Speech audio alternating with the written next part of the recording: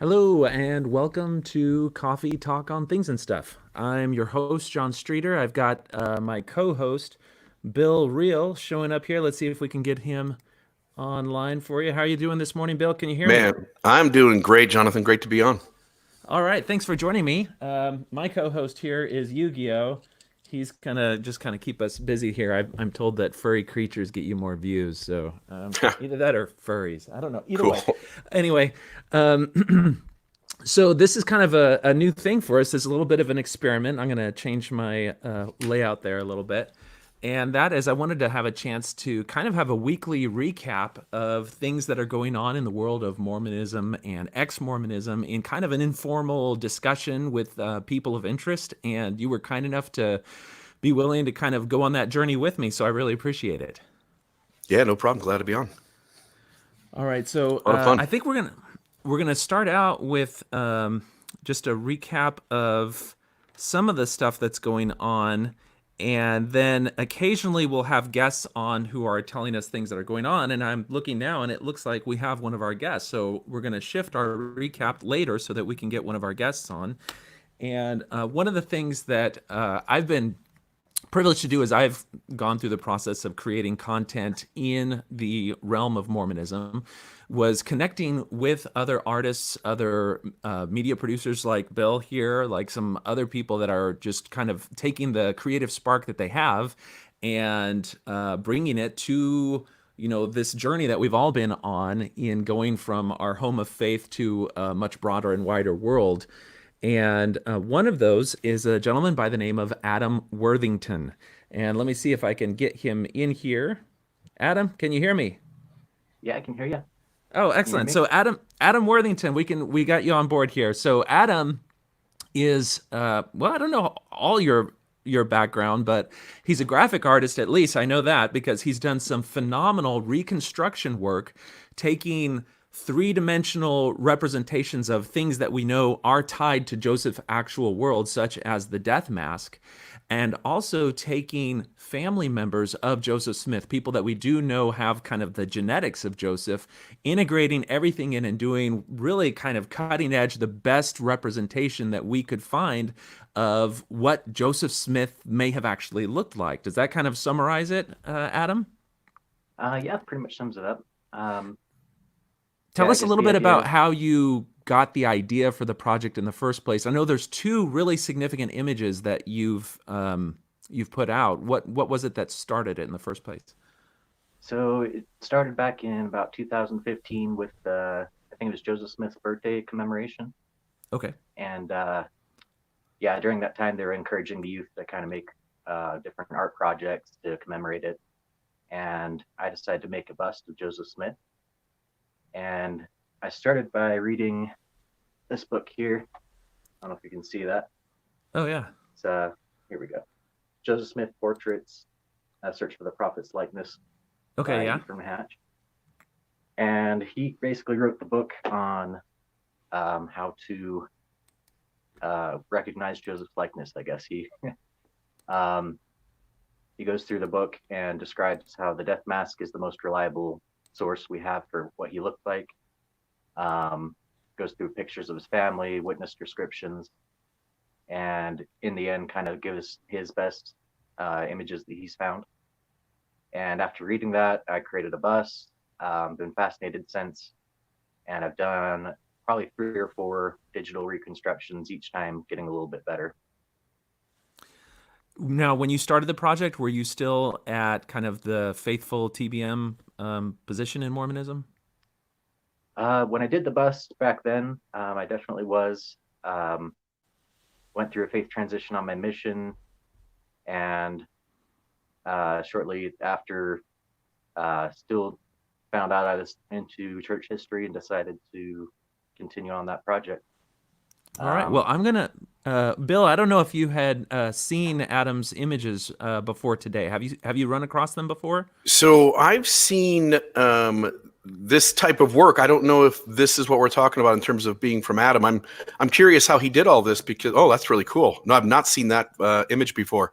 When you look at all of the artwork that's been done, we've got a copy of the Death Mask here in our Family Pawn store here in Southern Utah.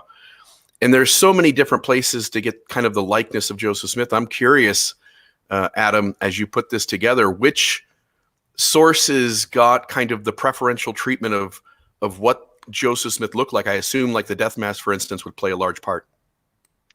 Yeah, so the death mask is probably the best evidence we have. As far as other traits, we have photos of his sons that are still really useful, especially for figuring out the shape of his open eyes or his complexion, the thickness of his eyebrows. I would say that's where his sons come in the most to kind of fill in some of that DNA. So this is the image that really has been making a splash recently, and you've titled it "Young Joseph the Glass Looker." And if, for those of you that may just be listening and not viewing the stream, what we've got is a young man seated with a white stovepipe hat on his lap that he's cradling with his left arm. And in his right arm, kind of at the square, he's holding up the familiar image of the Seer stone that seems to be modeled after the one that the church has released pictures in. There's some interesting details here. He's wearing a browned kind of Regency era coat. He's got a vest on under that and kind of a blue neckerchief with the classic upturned collar that we see all the images of Joseph in.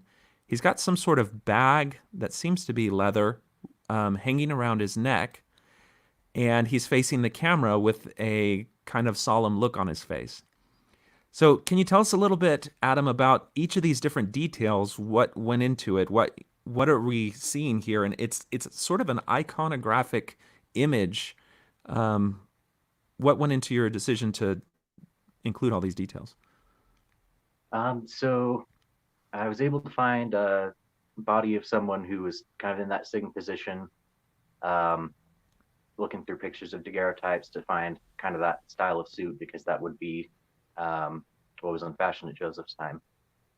And I was able to bring his arm up into that position so that he could be holding the stone and cradling his hat in his lap. As far as the face and the hair, that's pretty much all just his son's faces morphed together. And then the face shape to match the death mask, with lighting also supplied by the shape of the death mask. So if you go to knowbrotherjoseph.com, that's KNOW brotherjoseph.com, one word, no spaces between any of those, then you can click on some links and get to that image. And then you've included, I think, what you're alluding to, which is an image of, these are Joseph Smith's sons, or what are these other images that seem to all have contributed? So yeah, those are the four sons that survived into adulthood. Frederick actually died shortly after that photo was taken. So we're lucky we have that photo to go off of. And then in the middle is the combined image of the four of them, with also the death mask influence. Okay. Now, what about I'm just curious if I can interrupt, Jonathan. I'm just curious to come up with this image from the beginning of, like, this is the project we want to tackle. These are all the things we want to look at. This is the work that we're doing, and we finally end up with this image. What was the total time that took? I made a really rough version of it about a year ago, and that didn't take very long. But once I decided to kind of revisit it, I would say the morphing process took just a couple hours. Blending all the details, putting the hat in the correct position, all that work, I don't know, just a few days overall, not really a few days total, but yeah. So over the course of a few days, this built on the work that you did for the initial image that I want to show here in just a little bit. But the thing that really kind of struck me is this satchel hanging around his neck, because everything else seems like conventional things that you might see in any portrait, particularly of somebody claiming to be a seer stone user. But what is the satchel? What can you tell us about that? So the Smith family possessed, I think it's 3, maybe 4 parchments that they would use. Well, it's a little bit speculative, but at least D. Michael Quinn believes they were used in their treasure digging. And they included, they were passed down Hiram Smith's line. And they included this satchel that is basically the right size to contain the parchments if you were to fold them up. And the strap around it looks like it's about the right size to be worn around the neck. So he believes that he would use it as a sigil, as a layman, is what he called it, which would basically protect him against the evil spirits, the treasure guardians that he would have to be contending with as he dug. Okay, this probably sounds kind of foreign to a lot of the people who may be watching the stream, and that is if you are kind of intrigued by the fact that the church has included this seer stone, you should know that that's just the tip of the iceberg of the entire magical world that existed in Joseph's day. And when we say magical world now, it kind of sounds like some sort of weird thing, but you can just think like when I grew up, kids used to have little colored rabbit feet that they would carry with them, and it was a good luck charm. Well, it's not too different in terms of just there being just stuff existing in the world that people participated in, but just imagine that back in the 1800s, and there were notions of spirits and demons and ways to communicate with them, and there were good spirits and bad spirits, and all of these things kind of came over with, from Europe and existed in Europe, and people that have done research have been able to trace a lot of the different things here. And the parchments that he's talking about, you can get D. Michael Quinn's book. You can just Google the Hiram Smith Holiness to the Lord parchment, and you can see some really dingy old photographs of those parchments. I have been working and trying to track down, there's one guy who has apparently high resolution color photos of those parchments that he took a long time ago, but has never allowed those photos to be digitized. D. Michael Quinn talks about visiting with the patriarch, back in the 1970s when he first started doing his research. And the patriarch was like, "Hey, do you want to see the Smith family relics?" And he's like, what are you talking about? And the guy starts pulling this stuff out. And this is the first that D. Michael Quinn had ever kind of been exposed to the magical aspect of the Smith family. And he didn't realize what he was actually seeing. And in the interview, he talks about how he's trying to get them to come back and talk about something else. He didn't realize the importance of what he was seeing. And now we're still trying to chase down good images of those parchments because they are so fascinating. So, Bill, if anyone comes into your pawn shop with photos of that parchment, I will pay a pretty dollar for that. If anyone's watching, It's interesting, Jonathan. We've got iron-banded jasper stones in our pawn shop that we sell as seer stones, essentially. And Joseph got his first seer stone in 1819, 1 year before the first vision. And he got this egg-shaped seer stone that you were seeing in that picture. Mm-hmm. He got that, I believe, in 1822 while digging a well with Willard Chase or for Willard Chase on their property. And man, when you understand the history of Mormonism, treasure digging, scrying, Spanish silver mines, guardian spirits on hills protecting treasures, and the use of seer stones is a large part of the Smith family life in those early years. Yeah. Well, that's there's a couple of things that really get you hooked into Mormon history when you dive into them, and the magical aspect of it for me was one that was really exciting.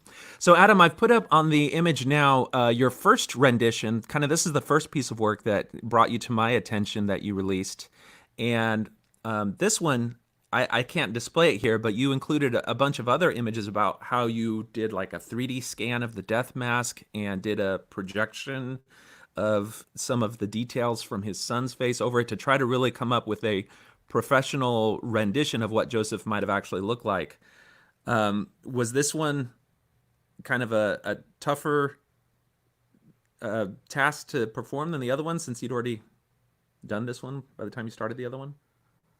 So this one was a little bit of a different process. I had done morphs in the past of his sons and kind of found that David Hiram Smith resembled kind of the morph of the four the closest. He seems to be a pretty good representation of all four of the sons. Mm-hmm. And so I was able to find a picture of him sitting at that 45-degree angle. Thought that'd be a good way to kind of convey his profile as well as his face straight on, get a little bit of a mix. Yeah. And also found online somebody had done a 3D scan of the mask and was able to use that to pose it in modeling software, light it in the same direction that the original photo was taken. And by putting that over his face, kind of like a mask, using his eyes and a few of the details that the mask leaves out, that's how I produced that image. Okay, yeah, I see. If you go to the nobrotherjoseph.com website, you can see you've done a brilliant job of really showing kind of your work process, the different source images that you took for the clothing, for the death mask, for the profile, from every bit of detail that we have at the time in order to create what you have. Now, I messaged you a few months ago, I don't know if you remember, when you released that image, because I thought, that's nice, but it's not complete. And so what I did is I took your image and I brought it into that face app where you can change someone's expression and change their age. And I gave him a smile, and then I chipped his tooth because you did hide his teeth with the pose here. But there's a story in Joseph's history where a mob has pulled him out of the Johnson home in I don't know, like 1832 or something like that, and are trying to get him to drink poison. And they've got like a spoon or something that they're trying to jab the poison down his mouth, and they chip his tooth. And so for the rest of his life, he kind of talked, he had a little bit of a whistle maybe when he talked. And if he smiled, you would see a chipped tooth there. So I Right. showed you that image. I'm like, I made a meme. I was like, this is great. It actually includes some history, but you refused to let me show it. I was Well, hurt. you could show it if you want. I preferred to keep it kind of true to the death mask, which already has a little bit of a natural smile. And the tooth is interesting. I felt like the picture itself had a little bit of dignity to it, and the smile with the chipped tooth sort of, I don't know, brings that down a notch. All right. Well, okay, audience, for the next few minutes, I want you to remember the dignity that you just saw in that picture, because I'm going to show you the image now. And this is just, it's historically accurate, but it's not dignified. Okay, so here we go. I'm not laughing. I'm remembering with dignity. This is the image that I made. I was all ready to share it, but Adam put the kibosh on it, and I respected him for that. I appreciate you letting me show it now. So this was at a period of time where I was taking a lot of the wives of Joseph Smith. We have older pictures of them, bringing them into the Face app, and then using the artificial intelligence de-aging so that we could see what the wives looked like at the age that Joseph married them. And then you released this image. I'm like, well, let me try that. So I gave him a smile and then gave him a little bit of a chipped tooth. And so it's so fascinating when you consider the history of Joseph, his character, and all of the remarkable things that he did, particularly in the Nauvoo period, where we remember him as the prophet. He was the prophet, the president, the mayor, the guy who you had to go to if you wanted to buy land. He had the general store. There was just so many things that he did, but he was human, just like anyone else, and he had a chipped tooth. He walked with a limp. It was just really fascinating. So this is that particular image. I won't release it anywhere else. This is where you can see it. This just gives you that detail. Again, it's nobrotherjoseph.com, and we'll close that down. All right. I'm curious, Adam, your thoughts on, were any of his children, did anybody in the community in Nauvoo or elsewhere, did any of the members of the church, having seen all of Joseph's children, point to any one of them having a closer resemblance than the others? In reading the book on the topic, they have a lot of witness descriptions, people that knew him in real life. And as far as I remember, they didn't really mention any of his sons or their likeness to him. So it's kind of just my supposition based off of the morph of the four of them that David probably resembled him the closest. But yeah, I couldn't say for sure. All right. Well, thank you for coming and sharing a little bit of your work, Adam. I know that it's early in the morning where you are, and you probably have to go. If people want to see more of your work on both the reconstruction of Joseph Smith and other things, where can they go? So yeah, nobrotherjoseph.com. That's the main page, and yeah, that's all pretty right. much it. Well, if you bring anything out, or if you want to showcase anything in the future, please let me know. I'd love to have you on again. I'd love to. Appreciate it. All right. Take care, Adam. Great work. Uh, there's a lot of things that are really surprising that you come across when you connect with these different people that are doing this stuff. And you and myself, we each kind of have our own little pet things that we focus on and that we do. It's always fun to see somebody's other pet thing come out, and it just kind of blows you away. I'll tell you, Jonathan. I mean, when I read D. Michael Quinn's Early Mormonism and the Magic Worldview, it was mind blowing. I was early in my membership in the church. I joined the church back in '96, April of '96, and reading that book, I probably read that book 2 or 3 years later.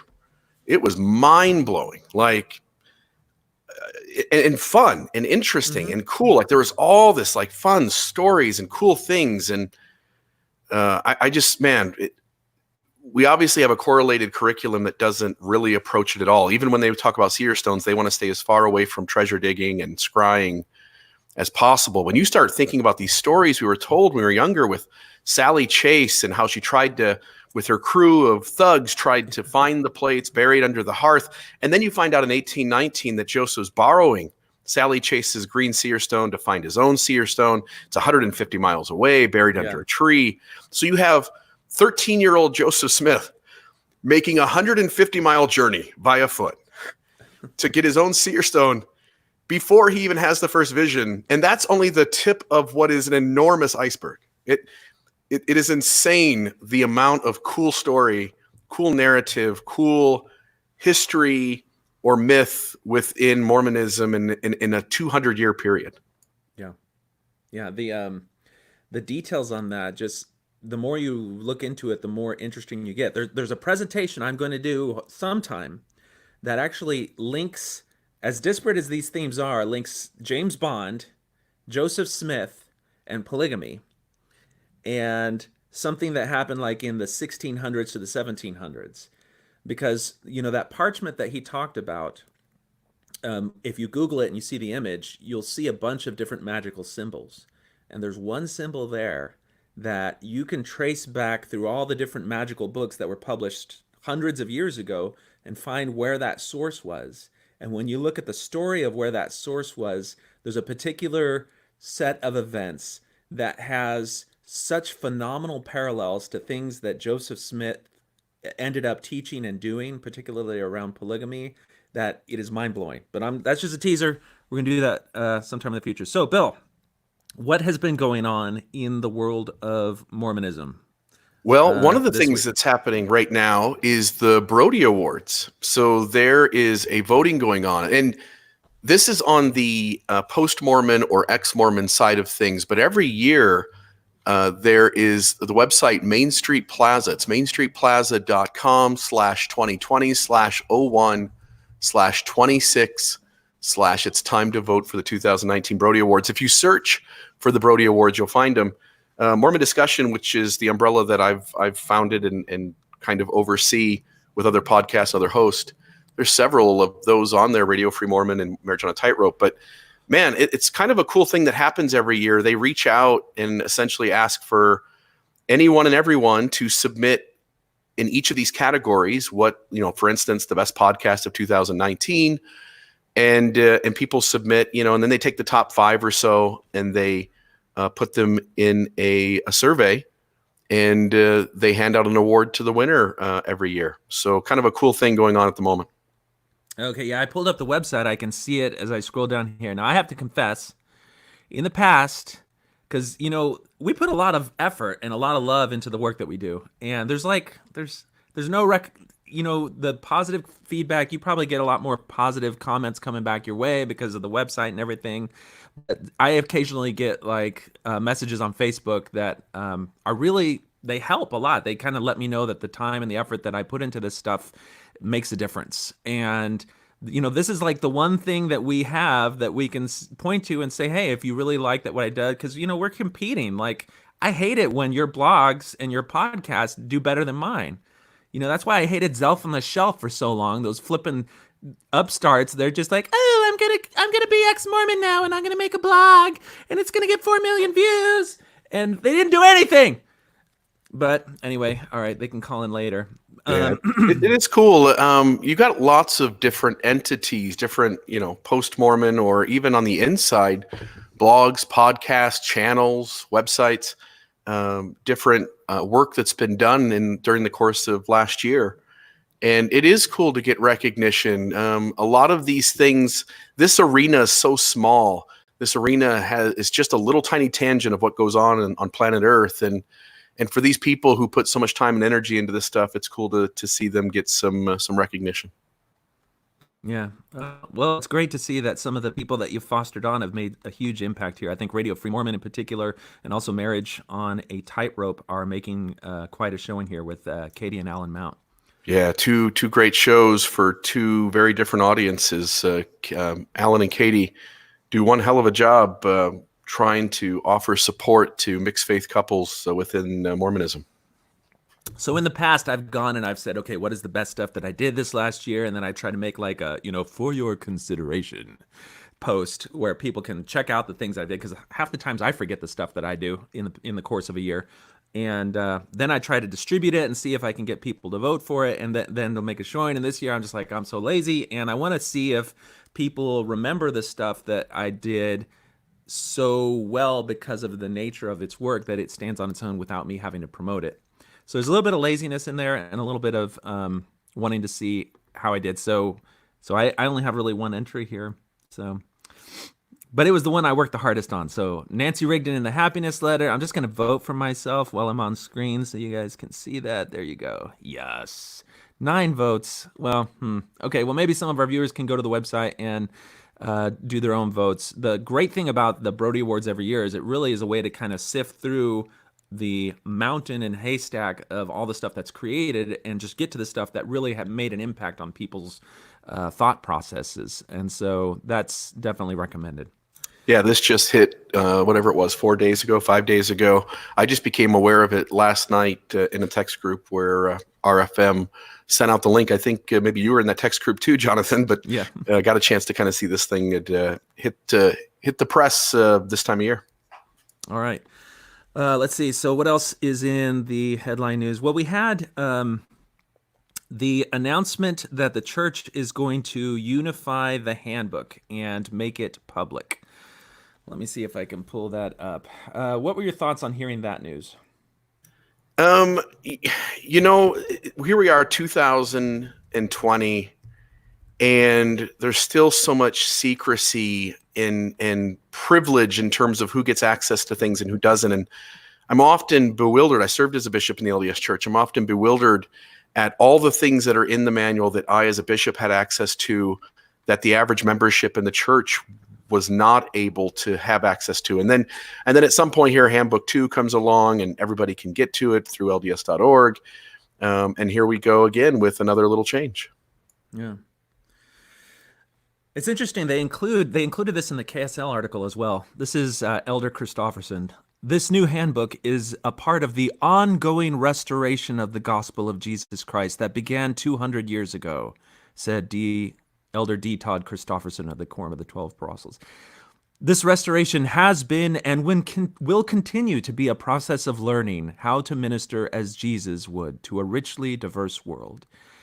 This concept, it's always interesting to see how people who claim that they have the one pure truth and are the literal spokespeople of God can frame things so that it seems to make sense when they really mess things up and do it wrong, and then later get corrected.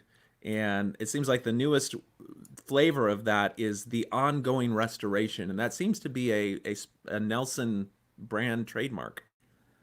Yeah, you had Elder Uchtdorf tell us, and I think it was in a priesthood session, that the restoration is essentially an ongoing process, and I think that's where it's originally started.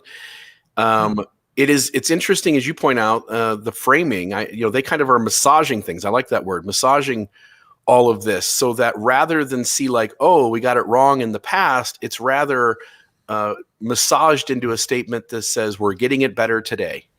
Yeah. And that seems to be the message. And I think the PR guys at the church are brilliant. I think they're the smartest guys in the room because they are often handed difficult things. kind of surprisingly at times, maybe caught off guard at times, and they tend to find ways to take those issues, those problems, and to turn them into something that turns out sounding like a real positive. I don't know. I'm glad that you can find the positive in it. When I see this stuff now that I'm on the other side, I just see it as like it's cleaning up one crap show after another, just over and over and over again. And Oh, I do it's give icky. credit. Yeah, it's icky. I just think these guys are brilliant in terms of the message that gets out to the membership, what gets put out and what doesn't. So take, for instance, the recent the lesson manual snafu that happened last week. I don't think the average member of the church even knows that any of that even occurred. The church does a beautiful job of controlling the story and keeping things in certain spaces and out of certain spaces so that certain people hear about it as if they're dealing with it head on, and other people are completely unaware of it. Yeah. Well, the manual fiasco is a whole other subject that we can get to in a little bit, but it looks like one of our guests is on, and I'm going to welcome Ryan McKnight from the Truth and Transparency Foundation to our stream. Let me just stop the screen sharing and bring Ryan. Ryan, are you there? Yeah, guys. Hey. I'm in my daughter's room, so sorry for that cheerleader. No, that's okay.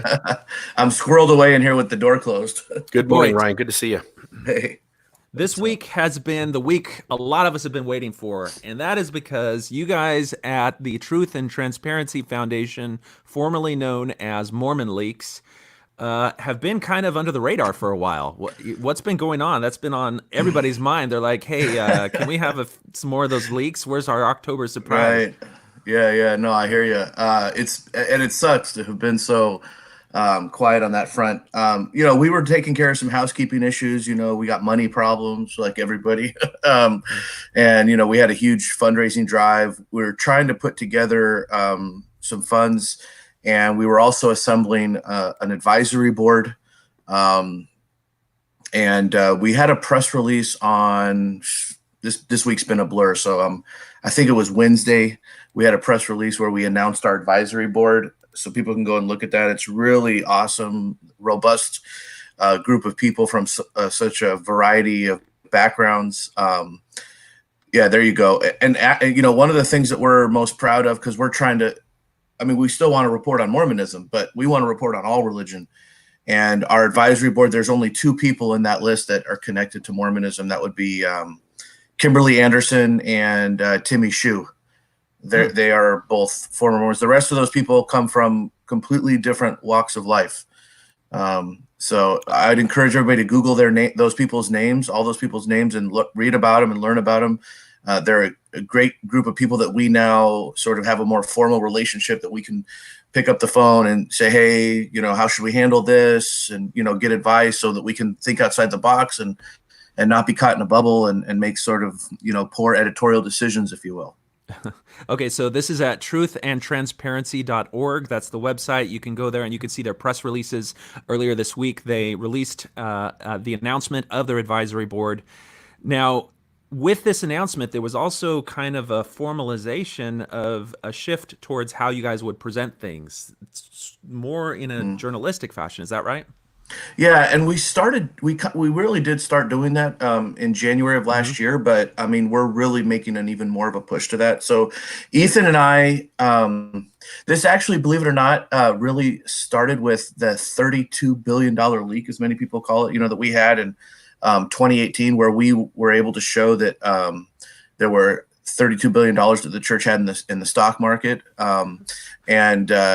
Later that was enhanced with the latest leak from the Washington Post, where they showed 100 billion. That 32 billion is part of that. When we did that story, because of how important we felt it was and explosive we felt it was, we did more background research and sort of, for example, it was the first time we had called the church for comment ahead of one of our stories.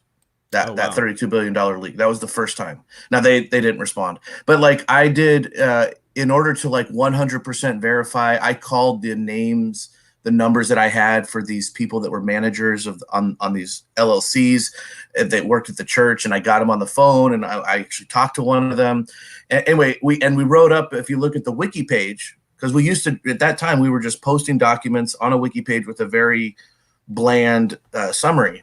But if you go to that wiki page, it almost looks like an article. It's really long, drawn out. I kind of lay out, how we verified it and all this kind of stuff. And very few media outlets picked up the story. And as I was talking to some reporter friends of mine, and I'm like, well, why? This is such a big story and whatnot. And they said, well, you kind of already did the work. They didn't really have anything new to add. And I was like, oh, dang, and Ethan, was feeling the same way. And I think we both got at the same time. We're like, we kind of got a thrill out of having done so much work. And we thought, well, maybe we didn't think we did so much work. We still thought there was more to explore in that story. Mm-hmm. So we were like, well, maybe we should start writing our own stories, and then, if people want to do a second dive into them or try to peel off another layer of the onion, other news outlets, than they can. So that was kind of the genesis of this idea of doing our own reporting. And then in January of 2018 or 2019, we kind of officially started doing that. And now we're really putting an emphasis on that. We're going to be officially retiring the Mormon Leaks website. The historical content that's on that site will still be up forever, but we're going to change how we post our documents. We're not going to have a wiki anymore. Eventually, within the next couple of months, hopefully, we're going to have all of our documents are going to be hosted on this particular website that a lot of news outlets use to host documents that are leaked and things like that. So it'll be a little bit of a different, more formal format. And we're just trying to sort of sharpen the edges of our work and make it look more presentable, more professional. I'm developing a podcast right now. It's going to be like, I guess, season 1. Will there be a season 2 or 3? I don't know. But it's a sort of an investigative dive into a particular issue. I'm not going to say what the issue is. That'll be a surprise. But it's obviously related to religion, and it will be related to Mormonism. But it'll be not just Mormonism, but a broad topic that covers multiple religions. So, yeah, I don't know if that all made sense, but that's kind of how we've evolved into what we're doing now. We're really trying to convince all the haters that, yes, we actually are doing some real journalism here.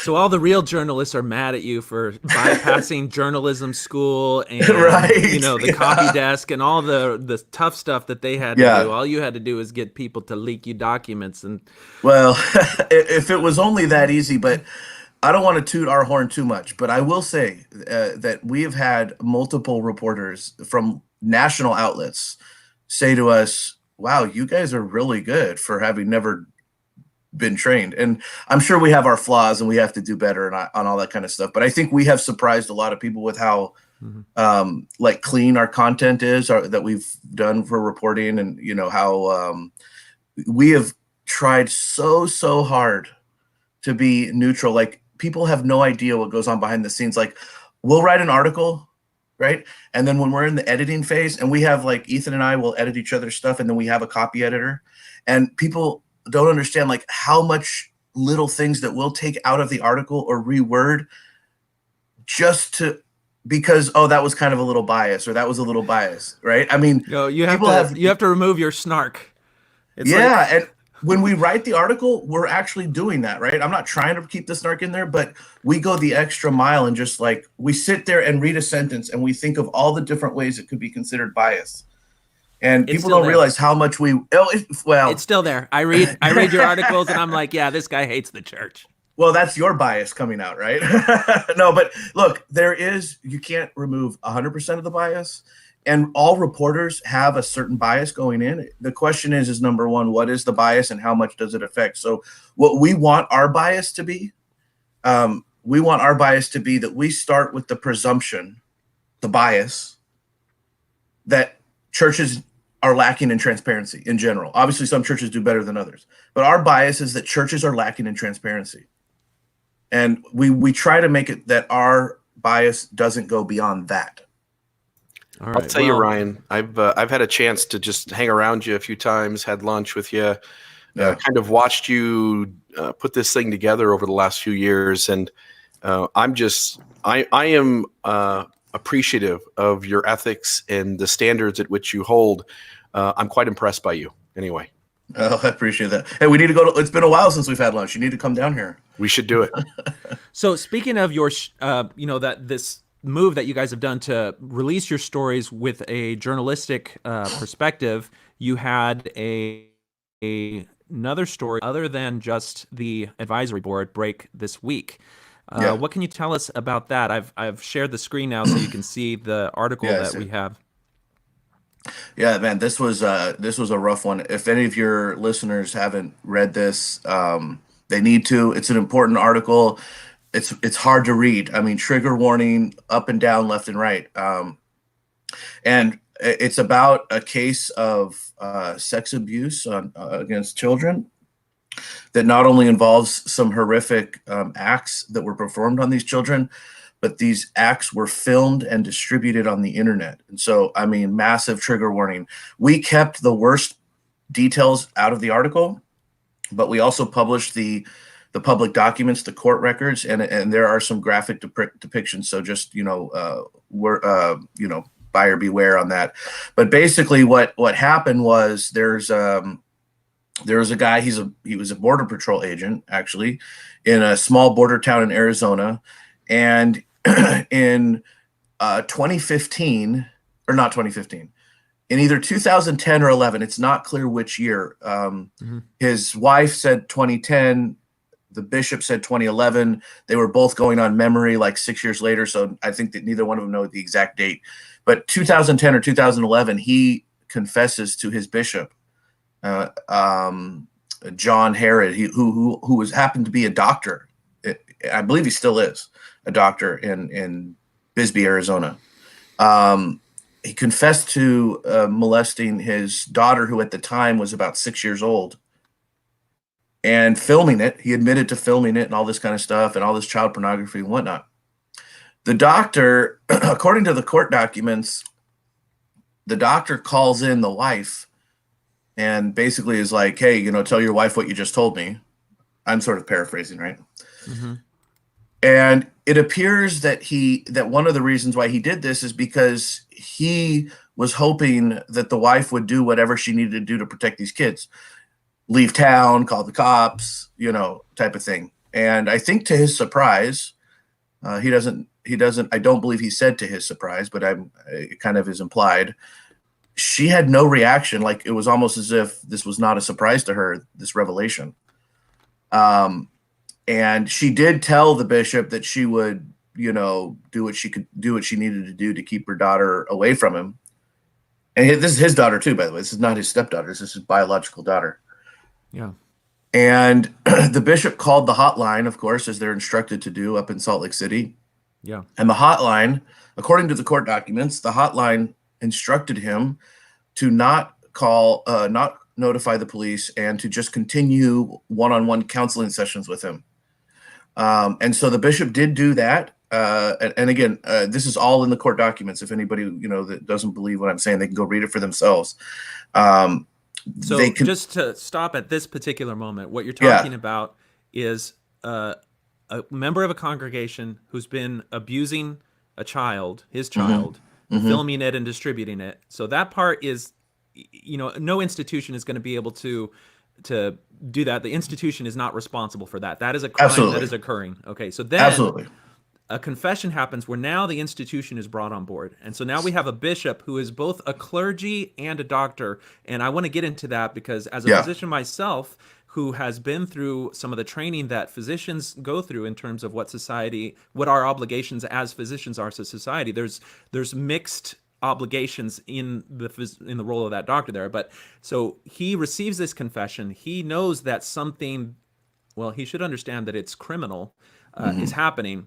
He, rather than making the decision himself as to whether or not to turn this person over to the authorities, he abrogates that responsibility to the attorneys of the church, asking them, what should I do? And the attorneys of the church now, Kurt and McConkie, say, well, and correct me if I'm wrong, but this is church policy and it's ongoing, which is that if you are in a state where your clergy have an exemption from the obligation to report abuse, then the church instructs its representatives, its bishops, its local level leaders not to get involved, not to report it, and instead treat it as a repentance issue. That's what correct. we're seeing happen here.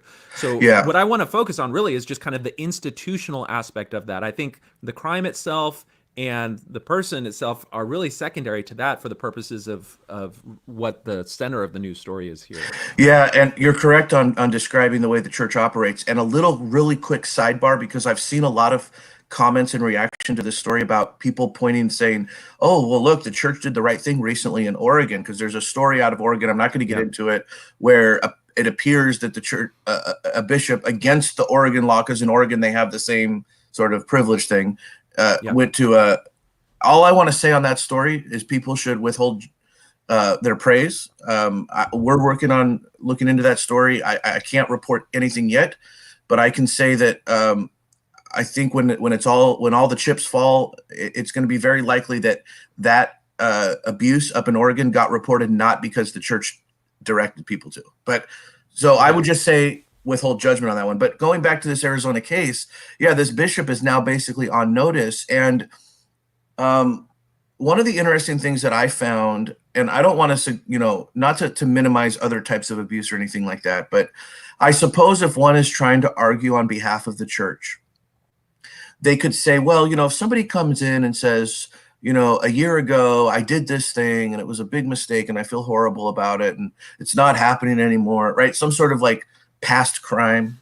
As I still think it should be reported, but again, maybe the church can make some sort of an argument that, hey, he's moving forward, he's repenting, he's trying to do the right thing, whatever. But in this case, the court documents reveal that over the course of several years, that this guy was meeting regularly with the bishop, and sometimes his wife was in those meetings, and sometimes she wasn't. He was confessing to having continued to do these acts. So this is a case where he was not only confessing to a crime, but confessing to the fact that he was ongoing in this crime. Now, as if it couldn't get worse. Now, at some point, he gets excommunicated. It's unclear exactly when. So we don't know if it was like early on in the confession or if it was several years later. But he was at some point excommunicated for what he did to his daughters. Now, a point of clarification, because some people who have read the documents, the very first document that you read, the first hearing document that you read, it seems to say that he was excommunicated for having sex with his mother. That's not true. What happened is his wife, when he later got arrested, which I'll get to in a second, and people were coming to her and asking her, well, is this why you got because a lot of people knew he got excommunicated, but they didn't know why. And they're like, is this why he got excommunicated years ago? And even the police asked her in her initial interview, why was he excommunicated? And I guess as a way to deflect, I don't know why she did this, if maybe to try to make it seem like she didn't know about the abuse or what, she lied to people and said that he had gotten excommunicated for having sex with his mother. Okay, so that was not true. That raises a bunch of questions. Not so much that detail, but for viewers who may not understand this, when you get excommunicated as a priesthood holder, which this man presumably was, that's not just you meeting with your bishop who you've been confessing to. That means that there are 12 people, usually of upstanding character, high, professionals in the stake, who have all convened in an evening, and they've all had the evidence presented to them. And every single one of them now are brought into this circle of knowledge that there is a crime going on and that there are victims that continue to be subject to the things that we're talking about. Not a single one of these 12 people, in addition to the bishop, in addition to the stake presidency, not a single one of them felt like they were empowered to go to law enforcement. And we're seeing here kind of the symptoms of this culture that we have, where the church itself is above the law or is able to adjudicate things that should be crimes subject to legal enforcement and not sins subject to repentance. Yeah, and then to just, as if the situation isn't bad enough, his wife gives birth to another daughter in 2015 after all of this is going on. And he does the exact same thing to her. They found videos of him doing all, I don't even want to say what he did. Listen, if you read these court documents and unfortunately, they go into graphic description of what he did on these videos. The lead investigator on this case, who is doing most of the describing in the court documents, he actually makes it a point. One of the attorneys says something to him like, how do you remember all of these details? How are you able to remember all these details if you haven't seen this video? And because at this point it's been years. They're years into this, and they're a couple of years into this investigation or whatever. How is it that you can remember what you saw? And he says something like, in the course of my career, I've seen thousands of these images and videos, unfortunately. And one of the ways we cope with it is that, they kind of blend together and they become kind of a blur in your head.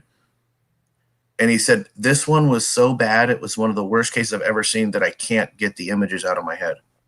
This is one of the worst cases I've ever read about. This one of the worst cases he's ever seen in his career. So it's unbelievable. It's almost like you can't even believe some of this stuff is true. But so he ends up abusing his next daughter, who was basically an infant, because he was arrested when the daughter was like 18 months. So he was, abusing this baby basically, along with his other daughter. So finally, in 2017, a tip comes through the system, the legal system, because it's actually out of New Zealand, and I don't know what the circumstances were in New Zealand. I don't know if it was a police investigation or what, but some child pornography was found on a computer in New Zealand, and they were able to trace that child pornography, I assume through the metadata or something, back to this guy.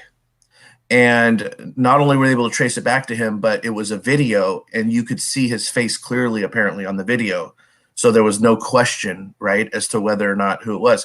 Now, because he was a Border Patrol agent, and I guess this is common. I talked to some attorneys. This is apparently common when an employee of a federal agency commits a crime like this. That agency's investigative arm will head the investigation. So this tip was sent to ICE, which is the investigative arm of Homeland Security. And ICE headed the investigation. They acted very quickly. The exact same day they received the video, they got a search warrant. And they raided the house. The guy was at work that day, and so they went to his Border Patrol headquarters where he was at.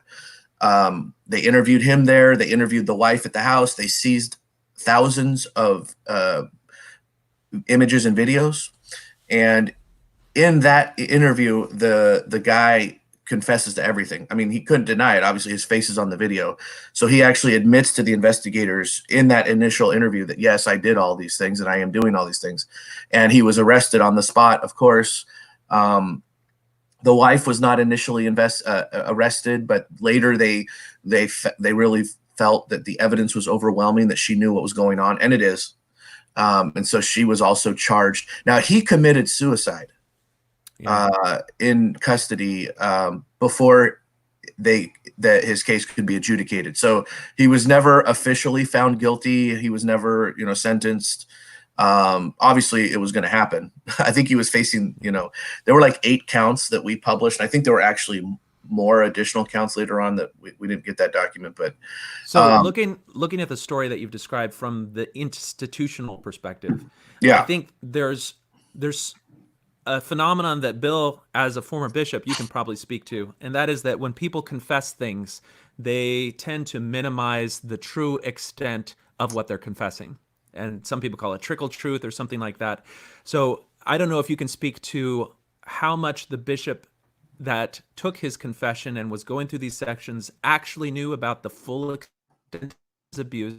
That's because I'm certain that when the law enforcement went in there, they saw something very different and much more depraved than what the bishop was exposed to. And number two, the difference that we're seeing in the types of institutional responses from a law enforcement agency who's been tipped off to a crime to the attorneys of the church, and you're seeing how fast, how rapid, how complete the investigation is from the people who are trained. It's their job to find these types of crimes and to hold people accountable, versus what the church is doing, which is let's keep things quiet, let's keep things, we don't want to make it, we don't want to cause a process.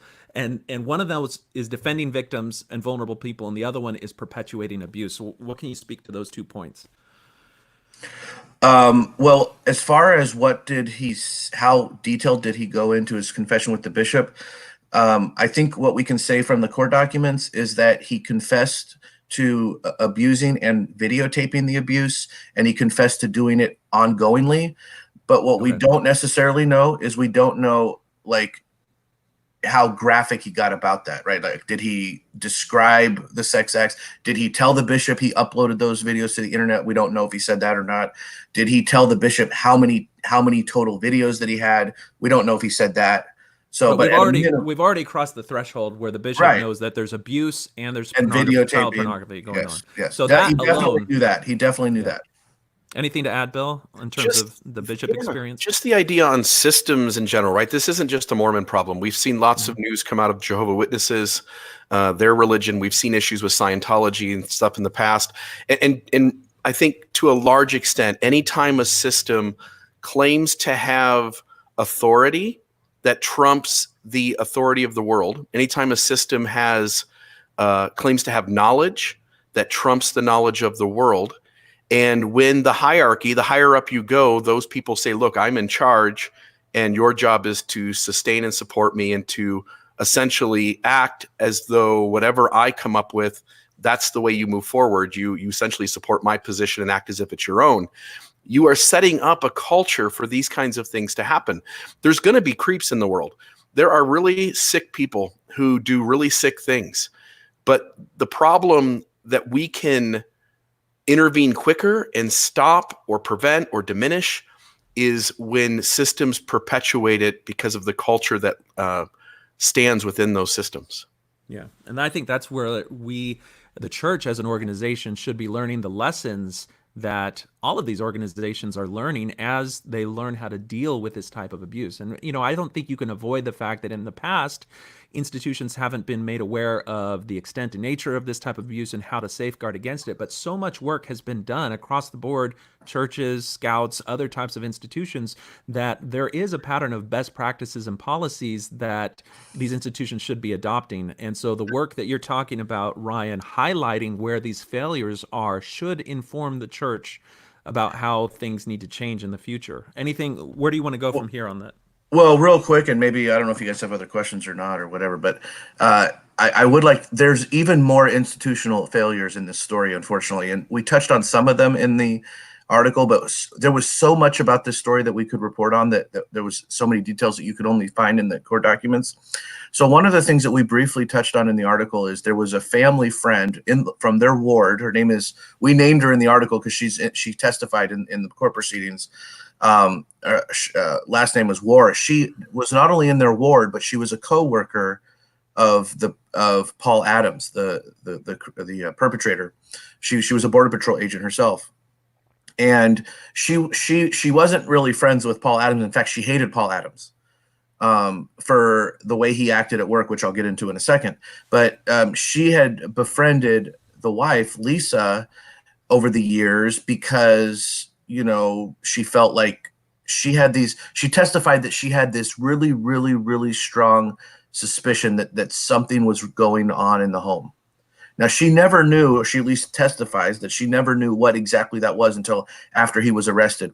But her suspicions were so strong that she would constantly, over the course of several years, tell Lisa that she needed to leave Paul and that she would help her leave Paul. And Lisa would deflect and change the subject and whatever. And one of the reasons why, or there was a number of reasons why she had this distrust of Paul. One of them was how controlling she saw him as. Lisa wasn't allowed to go anywhere without him except for church. And also people were not allowed to come over to the house unless he was there, things like that. But even more disturbingly, he was disciplined at his work for two unbelievable things and still kept his job. And this behavior at work caused her to testify that she had mentally prepared herself to be able to pull a gun on Paul at any moment and shoot him.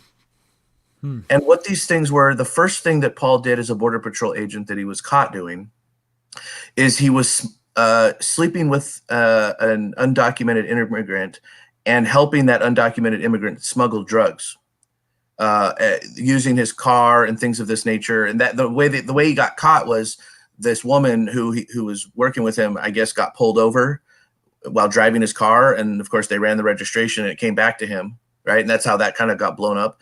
And Hold then on, that's not a fireable offense for an ICE well, agent?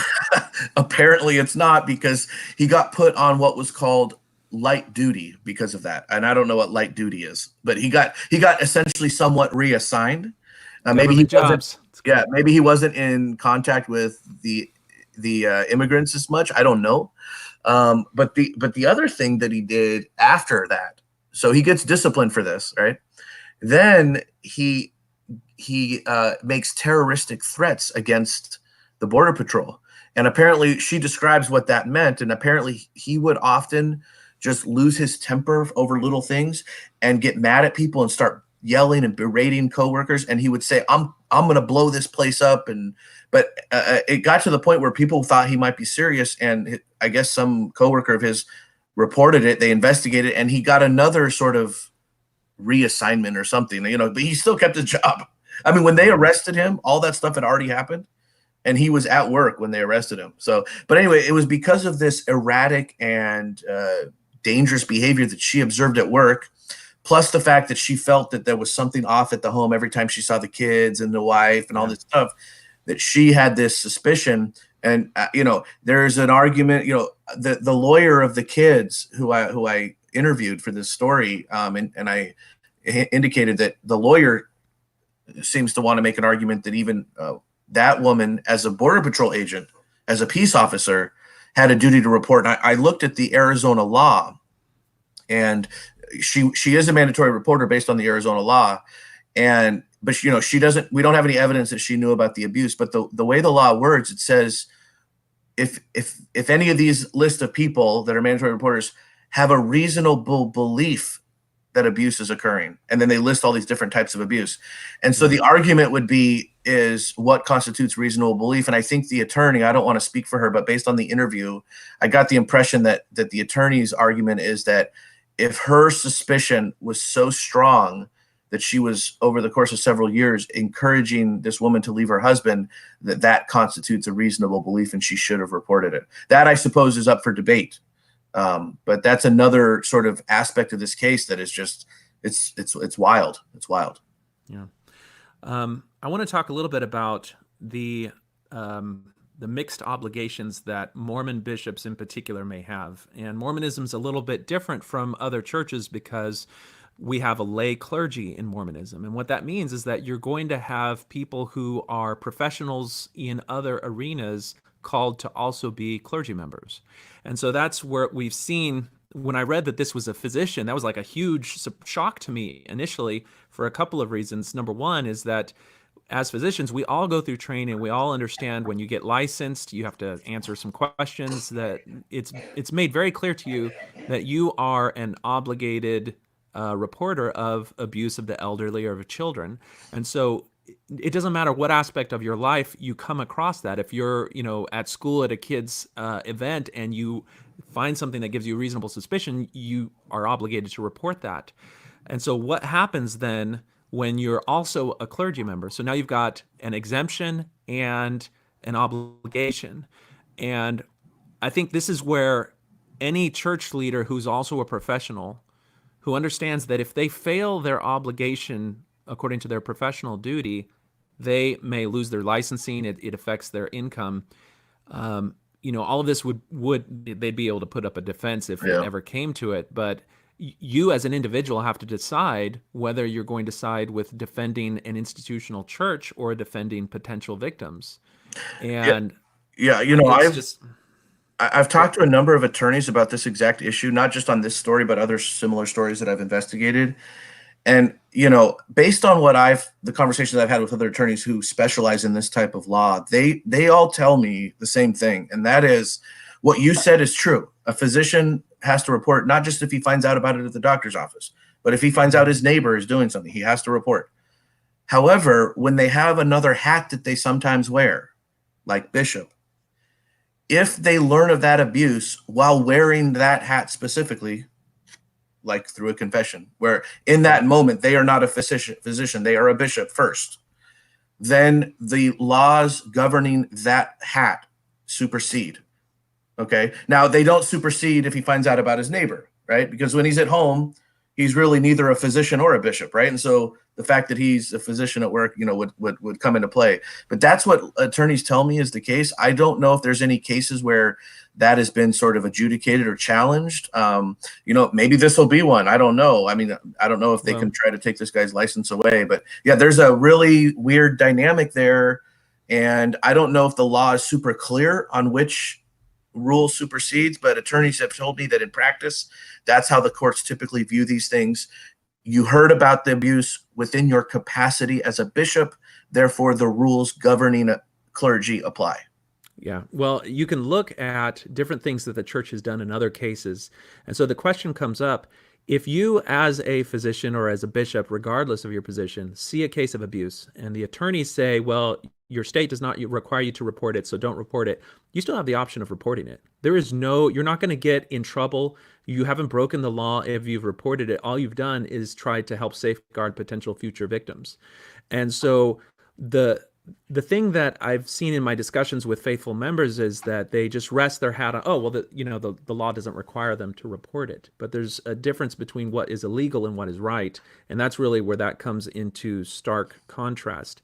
It probably should be noted here, guys. I was a floor covering salesman for 16 years, and it was during that time while working in that job, I dropped out of college. I didn't have a professional education. I wasn't in a career where I was taught ethics or certain safe boundaries. And then I'm called to be a bishop, and I served for almost 5 years. The training that I received was minuscule, if not almost absent.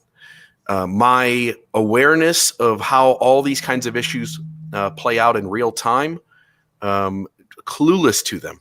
And as I sat as a bishop and dealt with some of these kinds of issues, I had no idea how to do any of this. I had no idea how to do any of these things that come across the plate. And so when we look at the church as a whole, yeah, I mean, sure, there's doctors called as bishops and stake presidents. There's other people in the medical profession, other kinds of professions that have to understand and are trained to deal with these kinds of things, social services and the like. But the reality is, too, there's lots of plumbers and electricians. There are lots of accountants. There are lots of professions where nobody has ever been trained outside of church. And then there's no training inside church to deal with these issues either. And man, it gets messy. I'll tell you, I dealt with a little bit of this as a bishop. It just scared the hell out of me because I didn't know what I was supposed to do. And it makes sense that people who don't receive training then just defer all of the decisions to the church. And the assumption is that the church then is going to be held responsible for anything.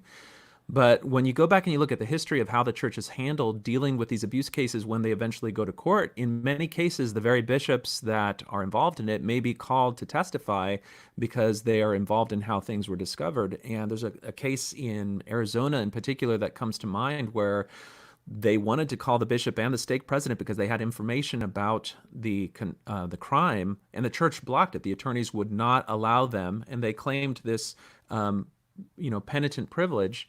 But because the abuser had already confessed to police, and that was how it was originally made known, that there was the argument that privilege no longer existed. And they fought it all the way to the Supreme Court, and the Supreme Court ended up saying, no, those bishop and stake president are obligated to testify, and that immediately made the church increase the amount of settlement that they were willing to go through. And so they were able to pay the families of the victims money in order to avoid going to trial and having the policies and the procedures of the church be subject to public scrutiny. You can read an amicus brief that the church published for the courts who were dealing with a different religion on the issue of child abuse. And I have this, it's one of the images on the Thoughts on Things and Stuff Facebook group.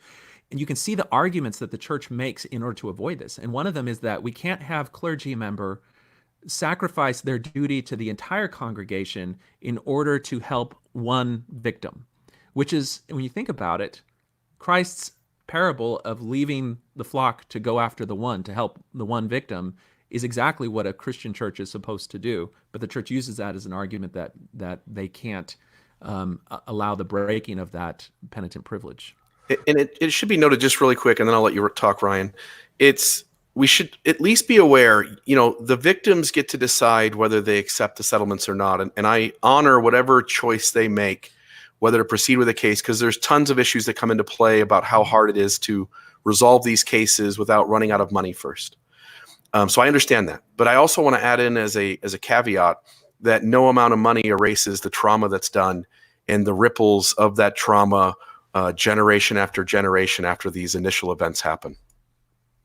Yeah, I am always bewildered when I read these things about how the church has an opportunity staring them in the face where every single person in the world would stand up and clap if they simply said, if you come and tell us that you robbed the Walmart last night, we'll go ahead and keep that one quiet for you. We'll let you confess that one. But if you confess to abusing children, that one's no longer on the table. We're going to report it. That's our new policy, everybody. So be on warning. Everybody would stand up and cheer. I don't understand. This is such an easy one. And they do report, like in state. It's not like they right. It's not like Mormons can say, well, this is like a doctrine that we can't bend on, and it's a fundamental belief. No, because they do report in states that require it. They right. do. There are other churches that hold the position that the penitent privilege is doctrinal and foundational and a core part of their religion. I think Episcopalians is one of those. And so they put up a much stronger things. But the church's position has always been, even in case it's their advice of their attorneys to the bishops is not a commandment. The bishops still have autonomy to do that, and they're not violating any church privilege. It's just that members are so programmed to follow authority that is what happens, and the church benefits from it. Well, luckily, if we've learned anything from the church, they don't do anything, whether it's right or wrong, until the people essentially demand it. And I don't know if you guys saw, there was a Tribune article earlier this week. It might have been Wednesday, I think, that was some poll results on, it was Utah specific, I believe. Yeah. And it was like people's support of this proposed bill they have up in Utah, proposed by Angela, who is not a Mormon, by the way, that to remove the clergy exemption that exists in Utah, and they broke up the poll by like religious affiliation and everything, and basically across the board, including active LDS, like over 70% of respondents support removing this privilege. So the members want this. Most members, if you read comments, a lot of members already think the church reports. They don't realize that the church doesn't always report. So like they need to get their act together. I hope maybe this article can help move that needle a little bit because of how bad it is. And like, this is one of these ones where you can't, I don't think an apologist could spin this particular story in any way of why the church was okay with doing what they did. And so maybe this helps, get Angela Romero over whatever humps she's trying to get over to get that law passed. I think that if in Utah, where the bulk of active Mormons in the world live, if it changes there, I think we have a decent chance for them to maybe just go ahead and change the policy worldwide. Hopefully. I mean, that's my speculation. Yeah. Well, it's really because of the type of journalism that you're doing that you're going to educate people about the deficiencies that exist in the current policies. So I really appreciate you guys doing the work that you do and encourage you to keep it up. Anything that we should be looking out for in the future? We've got a bunch of stories in the pipeline. We don't tease stories, so I can't really tell you what they are, but I mean, we're definitely back in business and stories and hopefully a podcast here in the next couple of months. And keep interacting with us online or other people that do similar work and keep the conversation going and just keep increasing the awareness about these issues. Yeah. If people have things that they think may be relevant to the work that you're doing, how do they reach y'all? They can go to our website, truthandtransparency.org, and contact us, either submit through the portal or they can just email us. Our emails are on there. You can send me a message on Facebook. You can, my contact information is pretty much out there. We have a phone number on the website you can call.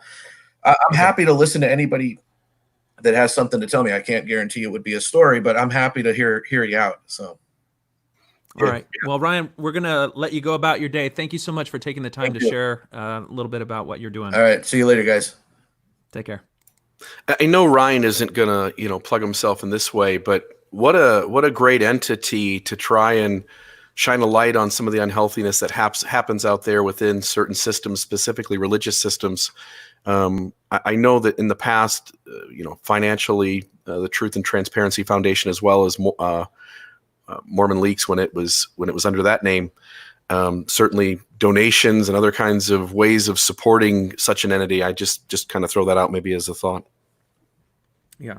I think particularly when you have the types of institutions that we have that are so insular and protective and secretive, that's really when you need these outlets for people to be able to report things without the fear of reprisal or consequences. And all of the institutions have it. In the military, when I was there, they have their own inspector general thing where if you see something that's wrong, you have a way to channel that's not directly subject to the type of discipline that may prevent people from reporting abuses otherwise. I've called Ryan on probably a handful of occasions, maybe 4 or 5 times, with some little tidbit of something that I had kind of caught down the pipeline, heard about, and Ryan always calls back immediately. So it's if somebody's got something, certainly reach out to them. All right. Well, I think we're going to go ahead and open up the phone lines. If anyone who's been listening is interested in having a comment about what we've discussed today or wants to get our take on some other going on in Mormonism, then feel free to call. The number is 210-422-2222. And let me just set that up so that we can receive those calls. Let's see here. Voice. And we'll share the audio as well. All right, and we'll just go back to... Okay, so other things that might be interesting. Let's see, we've talked about the handbook. Do you see the news release about the church sending supplies to China to assist with the coronavirus? I had not, but I know the church does I think they do a great job publicly whenever there is some type of tragedy in the world of letting people know that they're sending help. And I think in a lot of these instances, I'm sure that help is much appreciated. So we ought to at least recognize, the good it does in these instances. Could it do more? I think so. But it certainly seems to reach out when world events occur that are on a negative space. Yeah. And I think it's touching when you read the article. A lot of it, and in the past, you've heard that President Nelson speaks a bit of Mandarin, I believe, and he was called early in his apostleship to have special stewardship over Asia. And I think they're getting the benefit of that connection where he really has connected with the people. And so it's a good thing that they're helping out when that particular part of the world is affected. Let's see. So if you're interested in calling, you can call 210-422-2222, and we'll be able to ask a question of Bill Rill or myself. Okay, so Bill, we exist in this space where we have a chance to talk and think about Mormonism and ex-Mormonism. And one of the things that happens is you meet all these interesting personalities. So you've got like the Joker character, the wild card, new name Noah. He's the guy who went and filmed all of the temple ceremonies, and he continues to kind of be a firebrand. You see him kind of go off the deep end in some instances and do things that probably you or I would not do. But he seems to have his role in that he's kind of rooted out some people who have gone into the ex-Mormon community and maybe tried to do some deception there. Because I think any community you get in, you're going to get people who end up deceiving others, people who end up being problematic. And he seems to not take any of that. And so there was a thing that happened where New Name Noah found out about somebody who was going around and representing himself as kind of the public mouthpiece for the Protect LDS Children movement. And that created a huge melodrama in the ex-Mormon community. So unfortunately, melodrama in the ex-Mormon community is nothing new. It's always happening. But the one that really caught my attention, what happened in the Mormon Stories podcast community. And that is with a young man by the name of Jackson Washburn. You're familiar with Jackson, aren't you, Bill? Yeah, I've interviewed Jackson before. He's a bright young man. He holds a lot of nuanced positions within Mormonism, knows a lot of information, intelligent, educated. I think he is the future of faithful Mormonism. That perspective is the future of faithful Mormonism. Why does he grate on people so much? Because the big melodrama that happened in the past week was that he posted some things that included the nuance that you're talking about, and people seemed to be really, really upset by it in the Mormon Stories podcast community. What is it about people who come in with this nuanced perspective that seems to get former Mormons goat so much so that they feel almost hurt or attacked by it? Good question. So, by the way, do you allow swearing on your program, Jonathan? I don't do it that much, but I don't care. Okay. Well, I think for post-Mormons, people out of the church, I think their bullshit meter is a lot stronger. And here's what I mean. I like Jackson. I like Jackson as a human being. I think he's a great young man, and I think he's a good person. What I think happens is that when people tried to hold nuanced positions, you can tell when they are internally trying to distance themselves from questions, avoid them, control kind of the areas the questions or the responses go into. And on this side of things, I can see through that. Like when I ask questions about Joseph Smith's treasure digging or the Book of Abraham or polyandry or polygamy or young brides, whatever the issue is in Mormonism, and there's hundreds of them, maybe thousands, you can tell when somebody knows that this is a messy area and they're trying to hold a faithful position, but they don't really want to be completely open, transparent to all of the data that's going on and kind of own and acknowledge where the church messes up and when it gets things wrong and when the critic has a better answer. And I think whether it's, again, no offense to any of these guys, Patrick Mason, Terrell Givens, Richard Bushman, Sam Brown, and add Jackson to that list, you can tell when these individuals are also trying to protect the church while at the same time be a higher level of honesty than the old standard of apologetics, the way that used to be done. Yeah. Well, it's kind of one of those things where I'd rather be locked in a room with Jackson than I would with Dan Peterson. Amen. But the thing, I think one of the introspective moments of this, because a lot of people push back on some of the things Jackson was saying, and he tried to engage with them, and a lot of people felt like he was being snarky, dismissive, or outright rude in his responses, and he ended up backing away and removing himself from the Mormon Stories podcast group. And after he did that, somebody posted and said, we really need to step back and look at what happened here, because as post-Mormons, we bill ourselves as having an open mind and being able to talk about things. But here we've got somebody who admittedly has a different perspective from us, but our culture of our group has become so closed to certain perspectives that there was no room for somebody with that particular point of view to feel safe, to feel like they had a home there.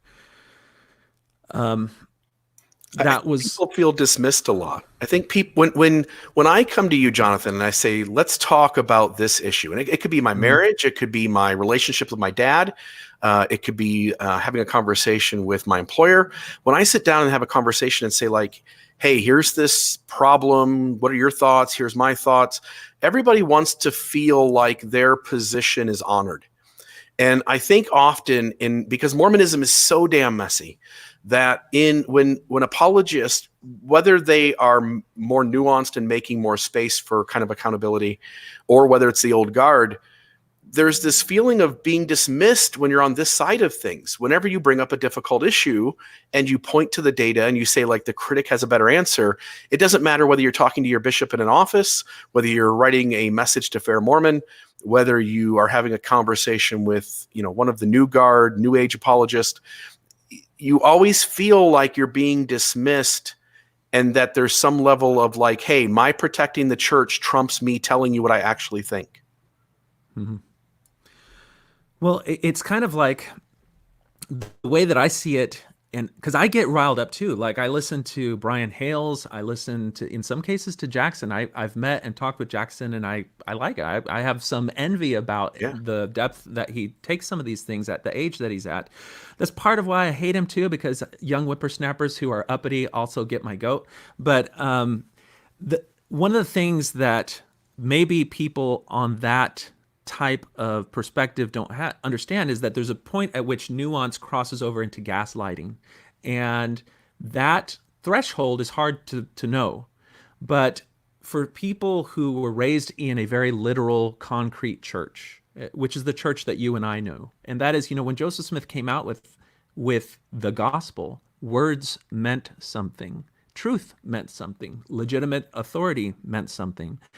And it's a very concrete way in which the gospel was formed. And so you and I grew up knowing certain things that were absolutely true because they are the things that informed us about the legitimacy of Joseph Smith's claim. So translating the Book of Mormon, translating the papyri into the Book of Abraham, all of these things meant something, and they were part of the ingredients of the recipe that allowed us to surrender some of our agency, some of our worldview to the narrative of the church. And so one of the things that I think particularly is hurtful to me and causes me to respond in the way that some of these nuanced apologists are seeing when they try to enter the post-Mormon space is that you're suddenly telling me that words don't have concrete meanings in the way that I always accepted them to be. And I heard Taylor Petrie, who's the new editor of Dialogue, give a talk at last year's Sunstone where he talked about the phenomenon of postmodernism being employed, where you're deconstructing the very concepts and terms that we have taken for granted and reformulating them in new ways to understand the world around us. And the problem with that in Mormonism is that you're taking apart and totally redefining some of the foundational framework that went into the worldview. And so when the church comes out and says that translate doesn't mean translate, and we're seeing now that people are saying, well, skin and color don't mean skin and color in the Book of Mormon, then it is really, it's kind of messing with your worldview, and you feel like you've been deceived, or like people are holding you to a different standard than you've been held to before. If they tell you, well, you're offended because you have some broken, outdated notion of the word translate, and this is what it's been all along. Like, can you imagine a way that people that are nuanced could engage with post-Mormons in a way that doesn't trigger that defensive response that causes some of this conflict? Yeah, when I was on the inside, when I was a member of the church and still going and still trying to hold a faithful position, I would go around and do firesides and presentations. And I specifically remember the one that led to me moving to Southern Utah, which was in Henderson, Nevada. And from 7 p.m. until 10 p.m., there were in the backyard of a good friend of mine. It wasn't my friend at the time. I didn't know him. He just brought me out there and had me do this presentation. About, 50, 60 people showed up. They're sitting in chairs in his backyard. And I've got a microphone in my hand. And I said, guys, ask me anything. Ask me whatever you want to ask me. And as people proceeded to ask about various issues in Mormonism, the Book of Abraham, Seer stones, treasure digging, polygamy, all of it, what I would do is look them in the eye and say, you're right. This is really messy. Here's the critic's argument. Here's the faithful argument. In many of these issues, the critic's argument has more weight. At the same time, I'll tell you what the faithful position is or how to nuance it if you're looking for a space to kind of hang on to. And every single person in that crowd came up to me afterward, shook my hand, and said, I've never had anybody talk to me that way, where you allowed the church through your own words to be accountable for the messiness and for the things that don't add up. And yet you still also offered me hope that I could go to church this Sunday and try to make this thing a better place and try to hold on to some level of belief. And so I think the key is to be honest, forthright, transparent, to tell people what you're actually thinking inside your head, rather than thinking something and going like, oh, if I say that, it hurts the church, so let me articulate it differently. I think when you start being real honest with people and just saying like, look, yeah, you're right. The critic has a stronger position on the Book of Abraham. But the church, here's the argument the other way. I think people walk away not feeling lighted, not feeling abused, not feeling traumatized further.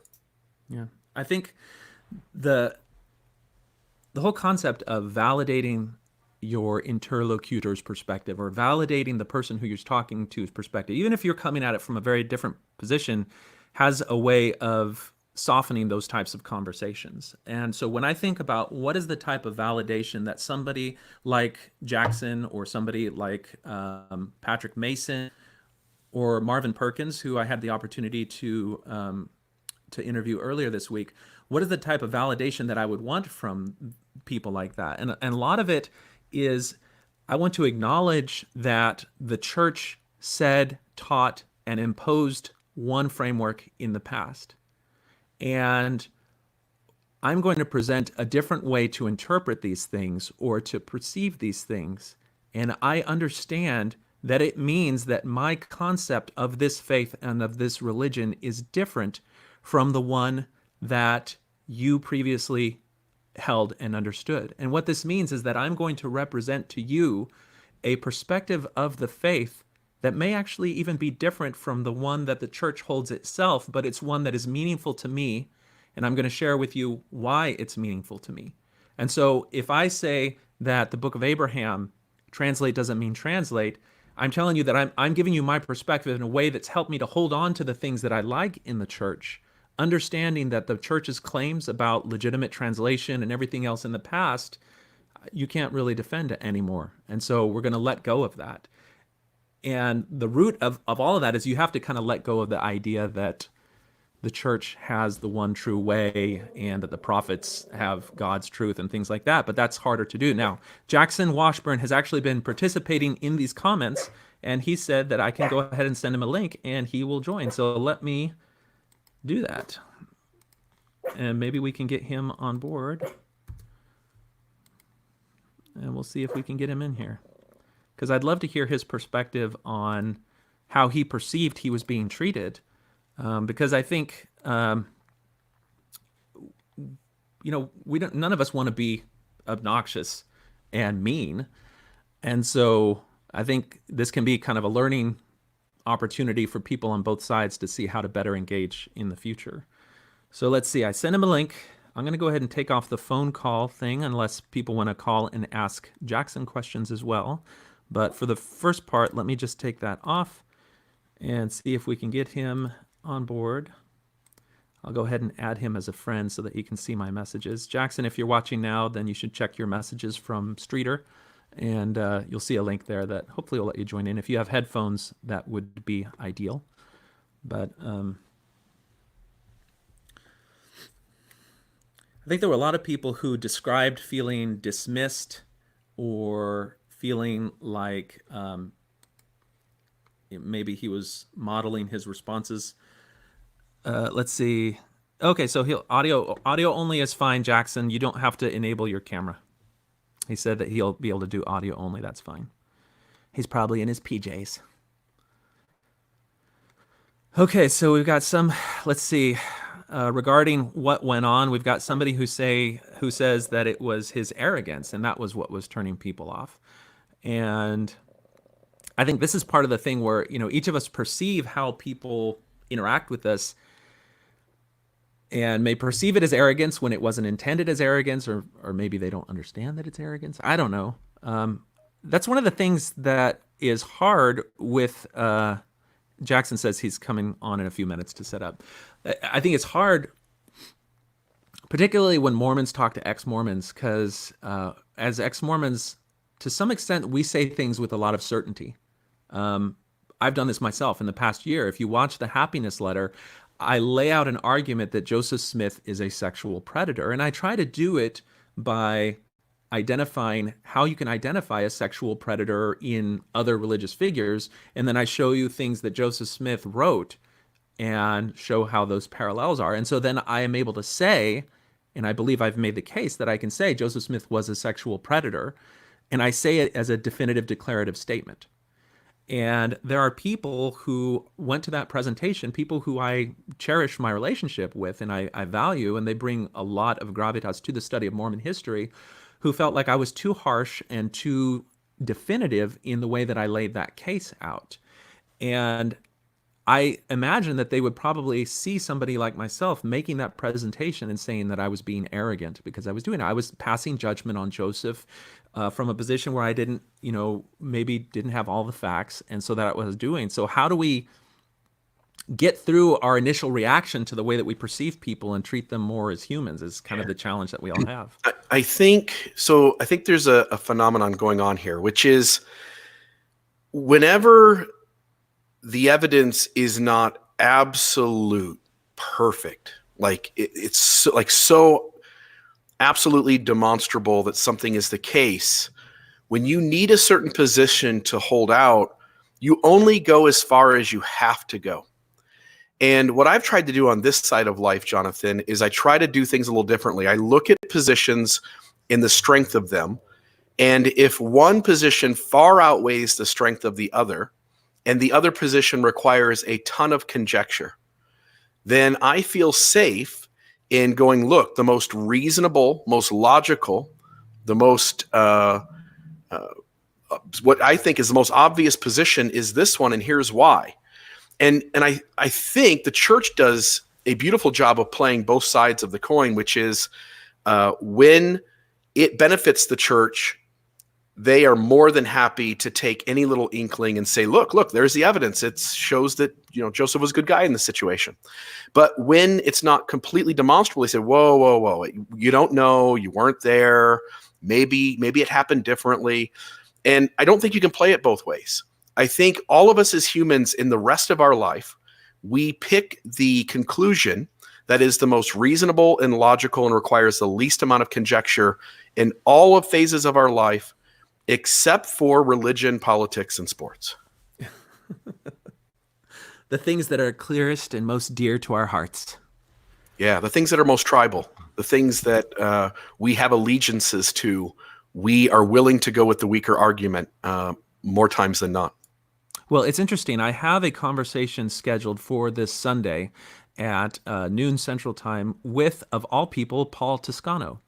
And it's this very subject that we're actually going to be talking about, which is kind of the problems with making judgments of Joseph's character based on evidence that we have in the present and projecting that back and making conclusions about things that happened in the past. And this started on a conversation where he was talking about Paul H. Dunn and made some positive statements about Joseph Smith, and it kind of got me thinking, well, he's clearly holding Joseph Smith in a particular, space.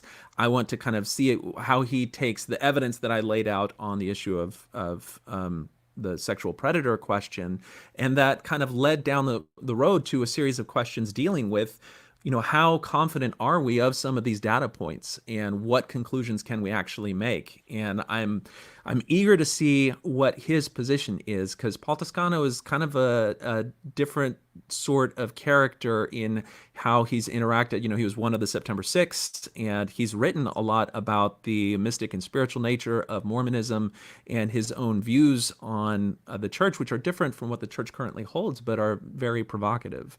So we'll see what his perspective is on Sunday.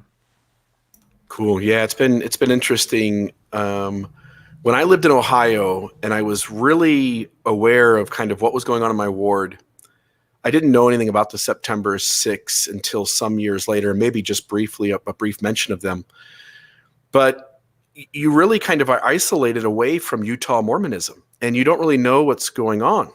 And so during my journey here of 20 years in this thing, to watch journeys of people like the Toscanos and others who have been a voice for kind of shining a light on this messiness and trying to help us have more honest and vulnerable conversations about it. Some of these people have suffered a lot. And I don't want to take up a ton of time, but I met a guy was in his 70s, 80s, and he deconstructed Mormonism back in the 1950s.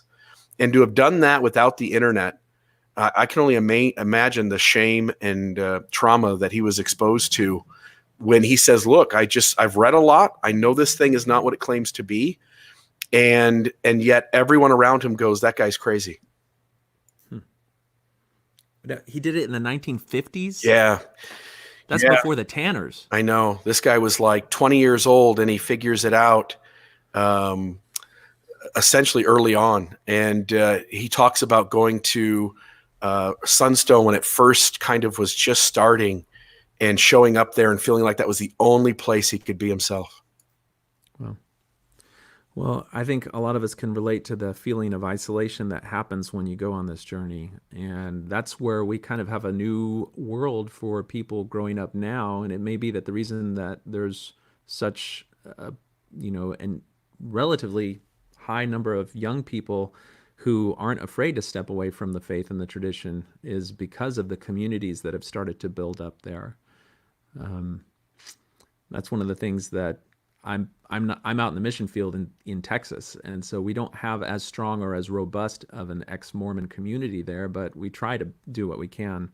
But people want it. I regularly, every few weeks or so, get messages from people wanting to find out if there's meetups or if there's things that they can do to have that community. All right. Well, I don't know if we are going to have the pleasure of Jackson's presence. I want to give him as much of an opportunity as possible. Before he shows up, we're certainly able to take a call. If somebody wants to call in, they're more than welcome to. And then if he shows up in the middle of a call, we'll just put an end to it and then go from there. Quick question, Jonathan. How do I comment with people here? I see people making comments. I see them. I'm reading them. I don't see a window where I can kind of put my own 2 cents in. So if you click on the comments tab, I haven't looked at it from the guest perspective, so I don't know if you have the ability to enter comments. It may be that if you've, because you're not validated with YouTube or Facebook when you sign into this, probably. So it may be that you can't do it. If you go and open up another web browser tab and find this streaming video, then you can comment as yourself under that in Facebook or YouTube. Perfect. I'll do that. Yeah, I'm sorry it's not as easy. I can do it pretty easily here. All right, so let's see. For my notes, we covered Adam Worthington, Ryan McKnight. Oh, okay. So somebody sent me a note saying that they'd like it if we covered this. And so while we're waiting for Jackson, I'll bring it in. And that is that many of the faithful Mormons may not realize it, but the sealed portion has been translated and has been discovered again. So every few years, somebody comes out and says, I've got the sealed portion, but this time we've got something even more than just the sealed portion. And so I'm going to pull up a website called it's johnpratt.com. So not only do we have the sealed portion, but we also have somebody who himself is a descendant of Parley P. Pratt, Triple P himself, who was invited. Now, he's not just some guy. He's also a scientist. So, when you come out with a remarkable claim, you have to do something to give it validity. And so if you can bring someone to come in and validate your claims, you can. So we've got John Pratt. So again, if you go to johnpratt.com, you can look at his website, his page, Examining the Gold Plates, and this is remarkable. Here we have the guy who is on the right there is the guy who's said that he's translated it. He's got all of these relics, and he's actually included relics. So we're going to see those. And we've got John Pratt, the person who's going to come and validate all of this. It's down in Brazil, I believe, Project Zion. John Pratt went down there in November so that they could actually show what's going on. Now, his credibility, he's got to give you his credibility so you understand his credentials. Let's see. Somebody is calling me. Let me make sure. Doop. Okay, I'm going to hang up because that is a local call. All right, back to John Pratt. All right, so let's see these pictures because the pictures are very interesting. He's giving you a picture of himself, I guess, on his mission so you can understand that he's good Mormon stock. Physical examination. So he shows you a picture of gold. Then he shows you himself holding the gold plates. And you can see the dimensions are 6 inches by 8 inches in size and 6 inches tall. So they've reconstructed. So the gold plates are as they were originally described. estimates of Joseph Smith's plates were that they weighed from 30 to 60 pounds. He estimated it was around 45 pounds. He was able to carry it. I wonder if they had him try to run through a forest carrying it to see if it would really work, but we'll see. Let's see. Throw this on a scale and we just get an exact weight. I don't understand. Again, my meter goes off in my head and I go, look, if I'm this guy and I've got the plates, why not give people the exact weight? It seems like a piece of information that'd be easy to pass along. Yeah, and these pictures are really low resolution. It's terrible. We're going to give you a picture of the ruler we use to measure the plates, because that's evidence. And that ruler looks like it's got some issues. That doesn't look like my math teacher or my geometry teacher's standard. Yeah, I don't know about that. Okay, let's see here. Engravings. Okay, this is where so look, he's showing witnesses. To his credit, he's being universal in to whom he will show his witnesses. He's showing the engravings. And I don't know if you can see it. Let's see if we get to zoom. Oh, we do get to zoom in here. Look at that. That's like a huge, like there's some sort of eagle figure on there. I don't know. We got to get Don Bradley in here to see if these are Masonic symbols, because he came out with some stuff saying they were Masonic symbols. You see that the rings here were originally supposed to be D-shaped. They seem a little bit off in that regard. But I don't know. Maybe this was easier for Moroni to carry that way. Elongated letter Ds. Yes. Well, so maybe that image that we're seeing is like a condor. And actually, that's actually good, because you would expect people living in the Americas to engrave images of animals that were indigenous to America. So, if the California condor, which is in the iconography of some of the natives anyway, shows up there. Okay, now we're getting good, because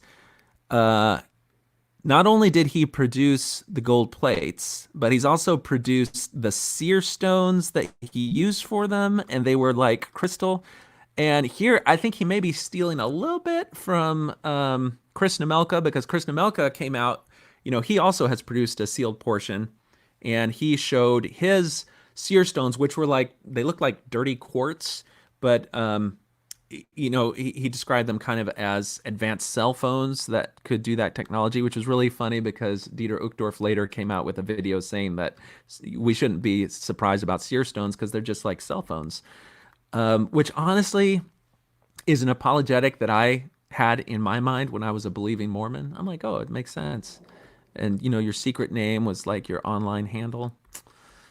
Anyway, so we're going to track this because I want to see if I can get more information. I heard that not only did he have the golden plates, but he also had the sword of Laban, and that there may be pictures of the sword of Laban. So maybe next week I'll be able to come with some of those pictures, because, if you're a believing Mormon, this should be like really important news, because it's showing you that some of the things that were prophesied will come to pass have started to come to pass.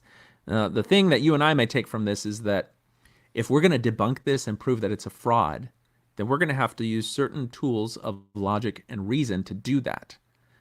Those same tools then have been validated to be able to do that. And if we use those same tools and examine Joseph Smith's original claims and determine them to have the same deficiencies, then it says something about our position in that regard. Okay. If I share my screen, Jonathan, does it show up? Do I get to pick which image on my computer I show? Is that how that works?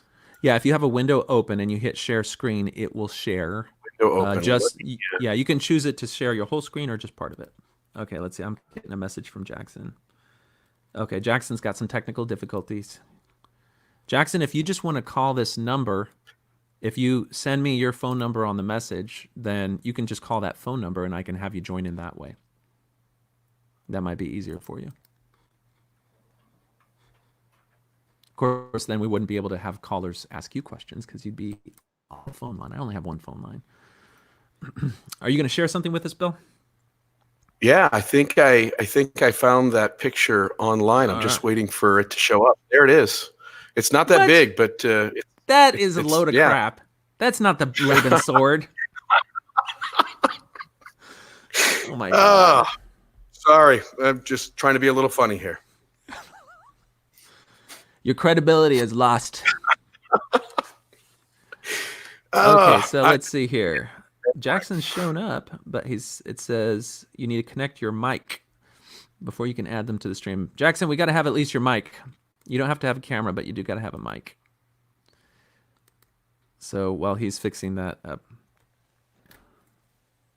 No, actually, the individual who came to my knowledge that has photographs of the Sword of Laban, as held by this group down in Brazil, has actually been doing work creating a graphic novel about Joseph Smith's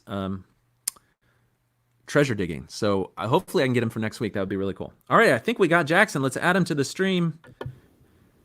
Jackson, Hello? can you hear us? I can hear you. Can you hear me?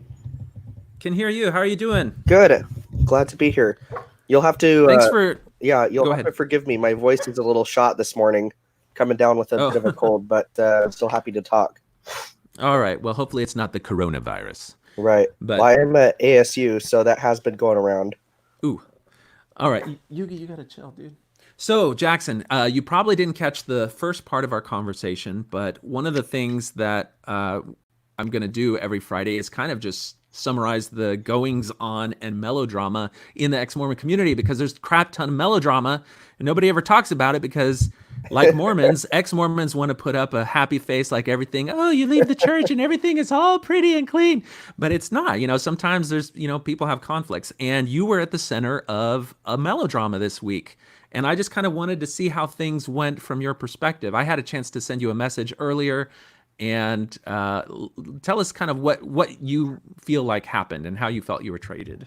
Yeah, well, I suppose I took for granted how much of a melodrama it was. I may be blowing this out of proportion, but Yeah. it's something to talk about. So Yeah. I mean, it hasn't been the first time that in that particular Facebook group, there's been some friction between myself and some of the commentators there. But yeah, essentially, I think, there's just there's a lot of passions on both sides, right? And I don't know. I think it was in my best interest to step away for a little bit, which is what I did. I do have plans to return, so it wasn't like a permanent thing by any means.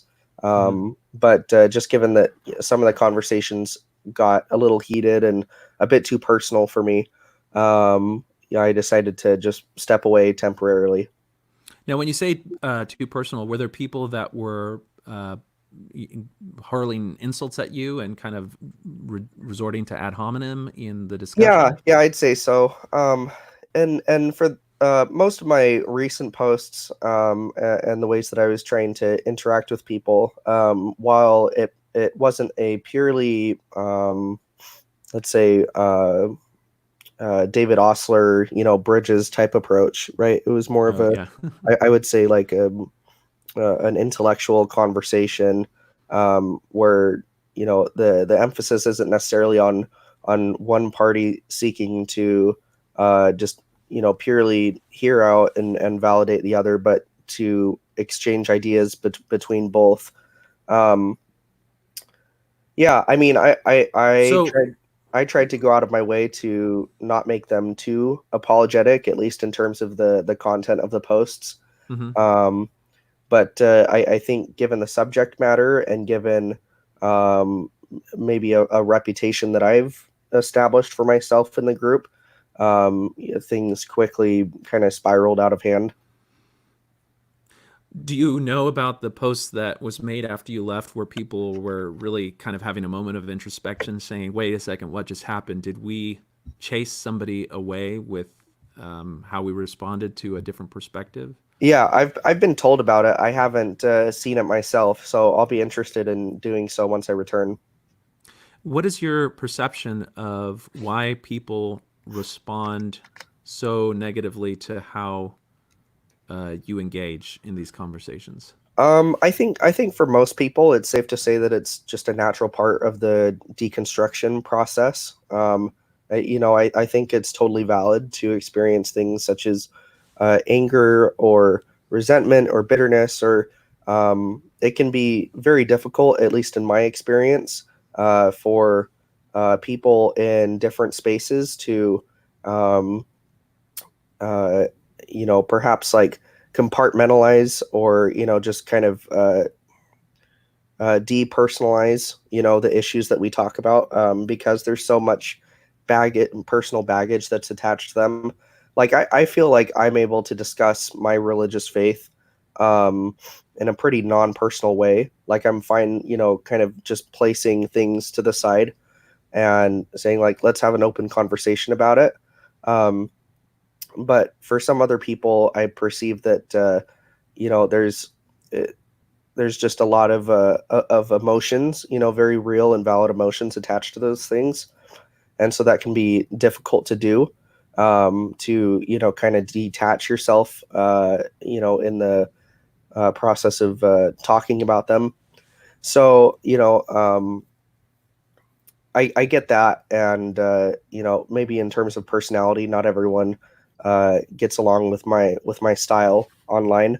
Um, I did listen. I did catch the part where you just on this conversation here that you're streaming, talked about ways that perhaps I could have uh, uh, precursored or garnished my thoughts before I shared them. Saying like, I understand that this is like not what you might have been taught or the views that you might hold to be Orthodox Mormonism. It might not be shared by the church today, et cetera, et cetera. Yeah. Nonetheless, here's how I kind of reconcile and process them. And I agree. I think that that would be more constructive for sure. I'm not always, I guess, I haven't always chosen to take the time to do that, right? And so You're not alone. right, right. Like every And single one of the apologists that comes and defends a church that exists in their mind, which is totally different from the church that exists in reality that we kind of grew up with and we're still struggling with, never takes the time to say, wait a second, my conception of faith and religion in this church is totally different than the church's own conception. They never do that. They're just defending this ethereal thing that is the church. mhm. um, and then the other thing too, social media can be a really ineffective means of communicating with other people, and certainly in the group too, for various people that are in different phases of deconstruction, right?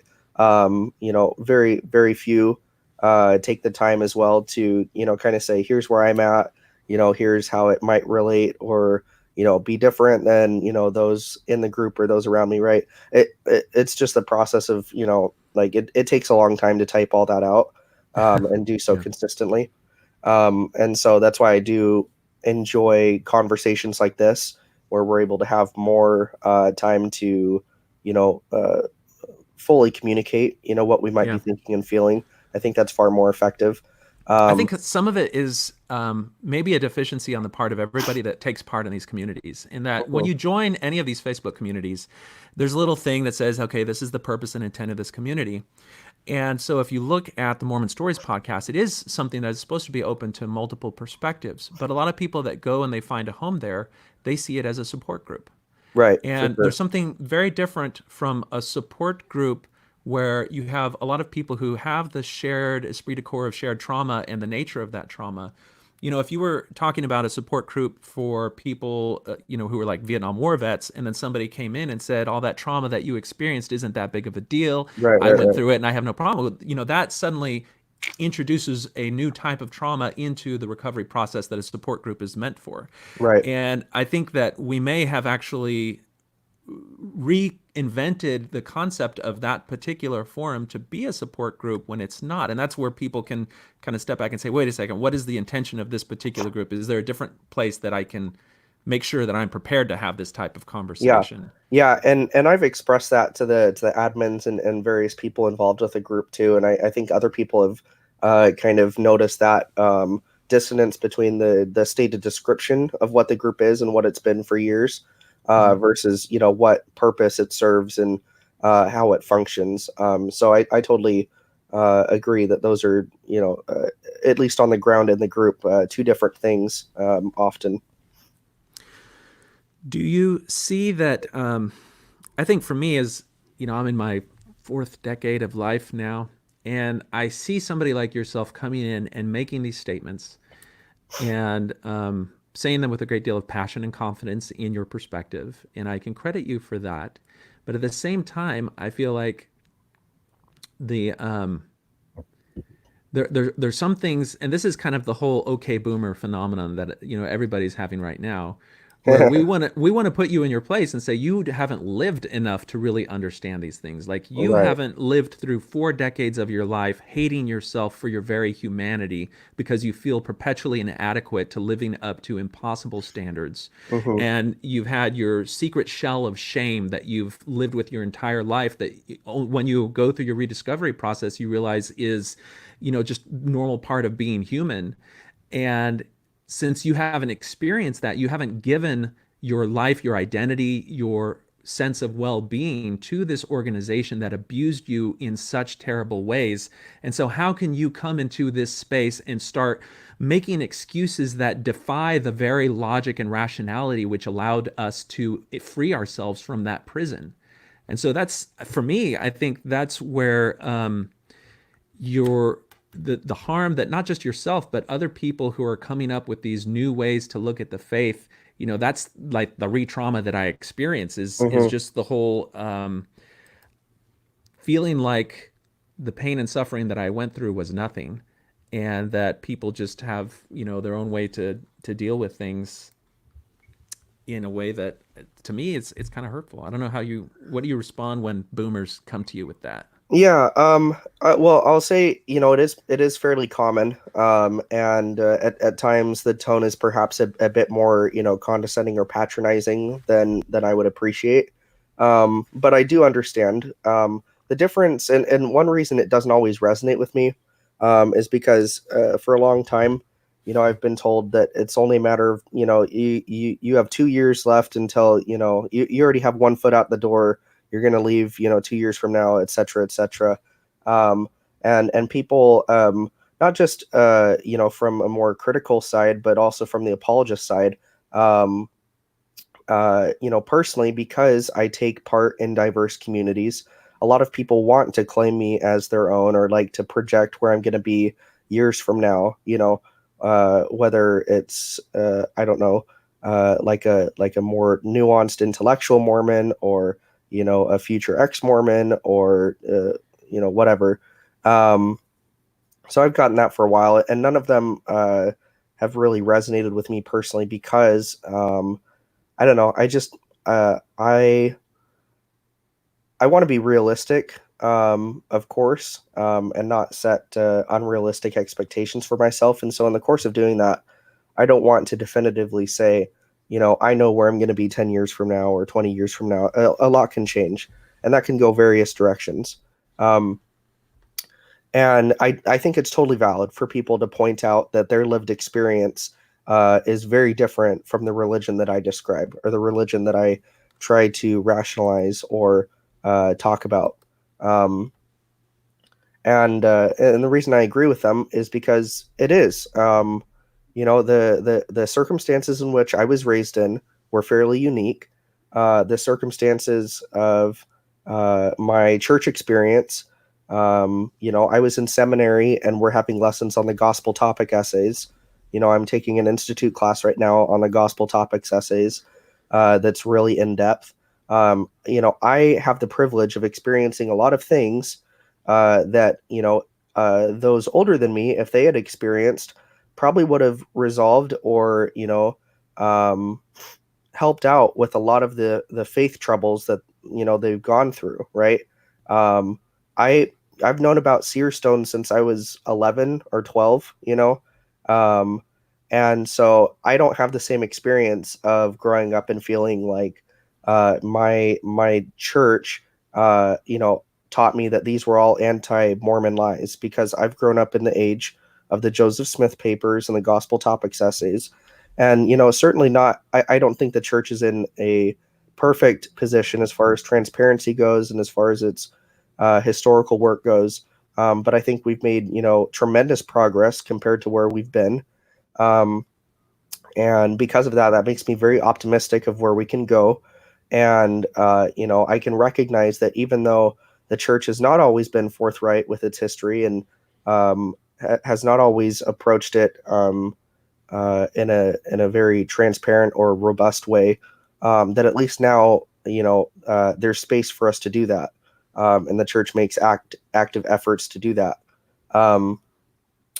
So yeah, I mean, I think it does come down to I've experienced different things, and I want to grant validity to the people that lived Mormonism in a time that it was not like my own upbringing, because the circumstances were certainly different.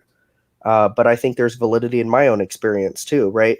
And that raises questions of, generationally at least, should there be an expectation that the things that cause crises of faith or that cause one to raise serious objections to the church, should those remain the same? Because I could say at least, for millennials, a lot of them likely will not, or I shouldn't say millennials, like Gen Z, many of them likely will not, grow up saying, I was taught that seer stones were anti-Mormon lies, right? And once I found that out, it, broke the shelf, and, it made me realize how many other things the church had lied about, because that just doesn't reflect their immediate experience growing up in the church, right? So these things develop and they change, and generationally, they're not always going to be static and consistent and relatable for everyone. I want to bounce something off of you. Things like the historical issues in the church are fascinating, and to many people, it feeds into the notion that they've been lied to. The thing that always comes to my mind about this is, because of all these historical things, those fed into a narrative that imposed itself on my life, on my worldview, on my self-conception, and for a significant part of my life affected the choices that I made, the directions that I went, and I mixed and allowed those things to shape my identity. I surrendered an aspect of my existence to what I now understand are lies. And so for me, if I was to go back into time and say, what aspects of my existence and my identity have I given to the church? And you would include things like, how you approached marriage, how you approached your career choice, how you approached the choices that you made on the cusp of adulthood and in adolescence, and all of those things that carry heavy repercussions out into adulthood. So for you, I assume that you've thought about this and that you understand it. Would you say that you've considered at least that aspect of the faith journey? Yeah, for sure. And are you talking about more specifically with the people that I interact with, or just no, just in myself? general? So if I were to ask you, can you describe to me some of the things that you claim for yourself, that you allow yourself to have and do and be a part of your life, that you understand older people had deprived themselves of or closed themselves to, and that because of the church, and that that you recognize the difference? Well, I mean, on the one hand, the literature and the things that I expose myself to and read, I'm very comfortable, and I have been from my early teenage years, reading from a variety of perspectives, including critical ones. And so, I don't have the same, perhaps black and white, it's either faithful or it's anti-Mormon mentality, and anything anti-Mormon is to be shunned. I've always, been pretty open to considering other perspectives, and I've never personally received any counsel, or at least not any counsel that I took seriously, saying you need to stop reading these things. You're going to lose your testimony, etc., etc. That just hasn't been my lived experience. Let's see. I'm trying to think of perhaps some. Well, I mean, so the most obvious, easy one is, do you drink coffee? Do you allow yourself to drink coffee without any guilt or second thought? And by extension, do you not color your view of other people who do drink coffee? I don't personally drink coffee, and that's a personal choice that I don't consider. Well, let me put it this way. I was raised a Latter-day Saint, right? And so naturally I've grown up not drinking coffee. And the space that I'm at in my faith right now is one in which if I felt one day that I wanted to drink coffee, I feel like I would be fine doing that and not feel significant guilt over it. I don't drink coffee, and it's because, in large part, I don't like the taste and I don't like the smell, and so, it's just a matter of personal not liking it, right? Yeah. Um, So but one of the dynamics that was part of my own personal journey was imagining what it would be like to wake up one day and realize that you were in the KKK mhm, and realize that your conceptions of the world were racist and bigoted, not because of any conclusions that you came to on your own, but because of a paradigm, a false paradigm of truth that had been imposed on you your whole life. That was the very air that you breathed. And so part of the existence and the identity that you surrendered to this organization turned you into a racist bigot. And you had no idea because you didn't know any other way. You just thought that's the reality and that's what it was. And it doesn't only include conceptions of race and gender and LGBTQ issues. It includes just how I viewed, for example, my uncles and my cousins who drank Michelob or Coors after a hard day of work, who smoked or who drank coffee and tea. I saw them as less than because they had these trappings of it, because the whole worldview of what was righteous and what was not righteous, how we were special because we kept these different things, it shaped and colored how I saw even people that I loved that were close to me. And I didn't realize it until the end. And so when I talk about things that you may not have experienced, some of it are things that it's hard to know unless you have been in a position in your life where you've felt and othered other people based on false ideas that were handed to you. And so when you finally wake up to those false ideas, you feel a great deal of resentment towards the people who falsified those ideas and took that identity and imposed their identity on you, if you see what I mean. yeah, and I can relate to that to an extent, in the sense that during my process of figuring out my own faith journey, if I was going to continue identifying as a Mormon, if I was going to perhaps join another religious faith, there was years of I would consider deconstruction or research during my teenage experience, where I fought very hard to try to maintain a very orthodox Mormon worldview, the one that was normalized in the institution around me in my community, and the one that I had largely encountered, as a part of my own upbringing. Even though there were unique aspects to my upbringing, still, I heard, almost completely the same messages that, other Latter-day Saints around the globe heard when I would attend church, right?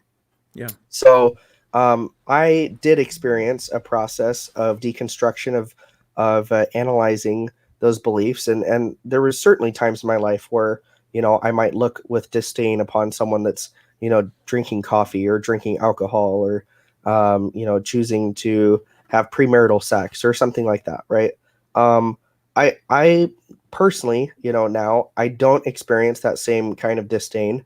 A lot of my experience has been rooted in both like interfaith activism, so participating in communities of other religions, but then not just restricted to religion, interacting with people of secular worldviews, where I've been able to make many relationships, great relationships with people across the ideological spectrum, right? And I'm able to see that just because they engage in this or that behavior doesn't inherently make them an immoral person or a sinner or something like that, right? um, I feel at liberty to make my own choices, some of which may or may not be the same as those around me, but I certainly don't carry those same feelings towards people that choose differently anymore. And especially where religion is concerned. When I was 12, my mom converted to evangelical Christianity. And so, very early on in the formulation of my Mormon worldview, I had to develop an epistemology and a system which allowed for my mom to continue to be a good, sincere, awesome human being, right? That God didn't hate, and God wasn't going to send to outer darkness because she chose to leave the church. She resigned. She took her name off the list, and I had to seriously ask myself, do I believe that I'm going to be with my mom, in eternity or not, right? And so from the very belief that, promise that families can be together forever, the other side of the coin was, oh my gosh, am I not going to be with my mom now? Or what about these other people in my life who might have chosen to leave the church? And so I had to develop a worldview pretty quickly in which, my belief in God continued, but I didn't believe, in eternal separation or things like that.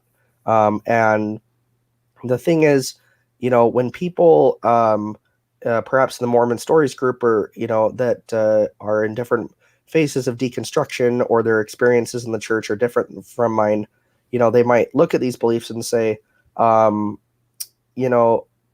these are just completely foreign to the Mormonism I experienced. These are unorthodox. For me, I feel like it was because of my historical research in Mormonism, finding different general authorities who have expressed different views, reading different texts in Mormon scripture, going over the theology, the history, and how it developed. I felt more flexibility in kind of establishing my own Mormon worldview that in many of my views, I'd say are rooted in some kind of Mormon text or tradition or practice or like historical event or something like that, right? Like I can tie it within the Mormon movement, even if it doesn't reflect contemporary orthodoxy, right?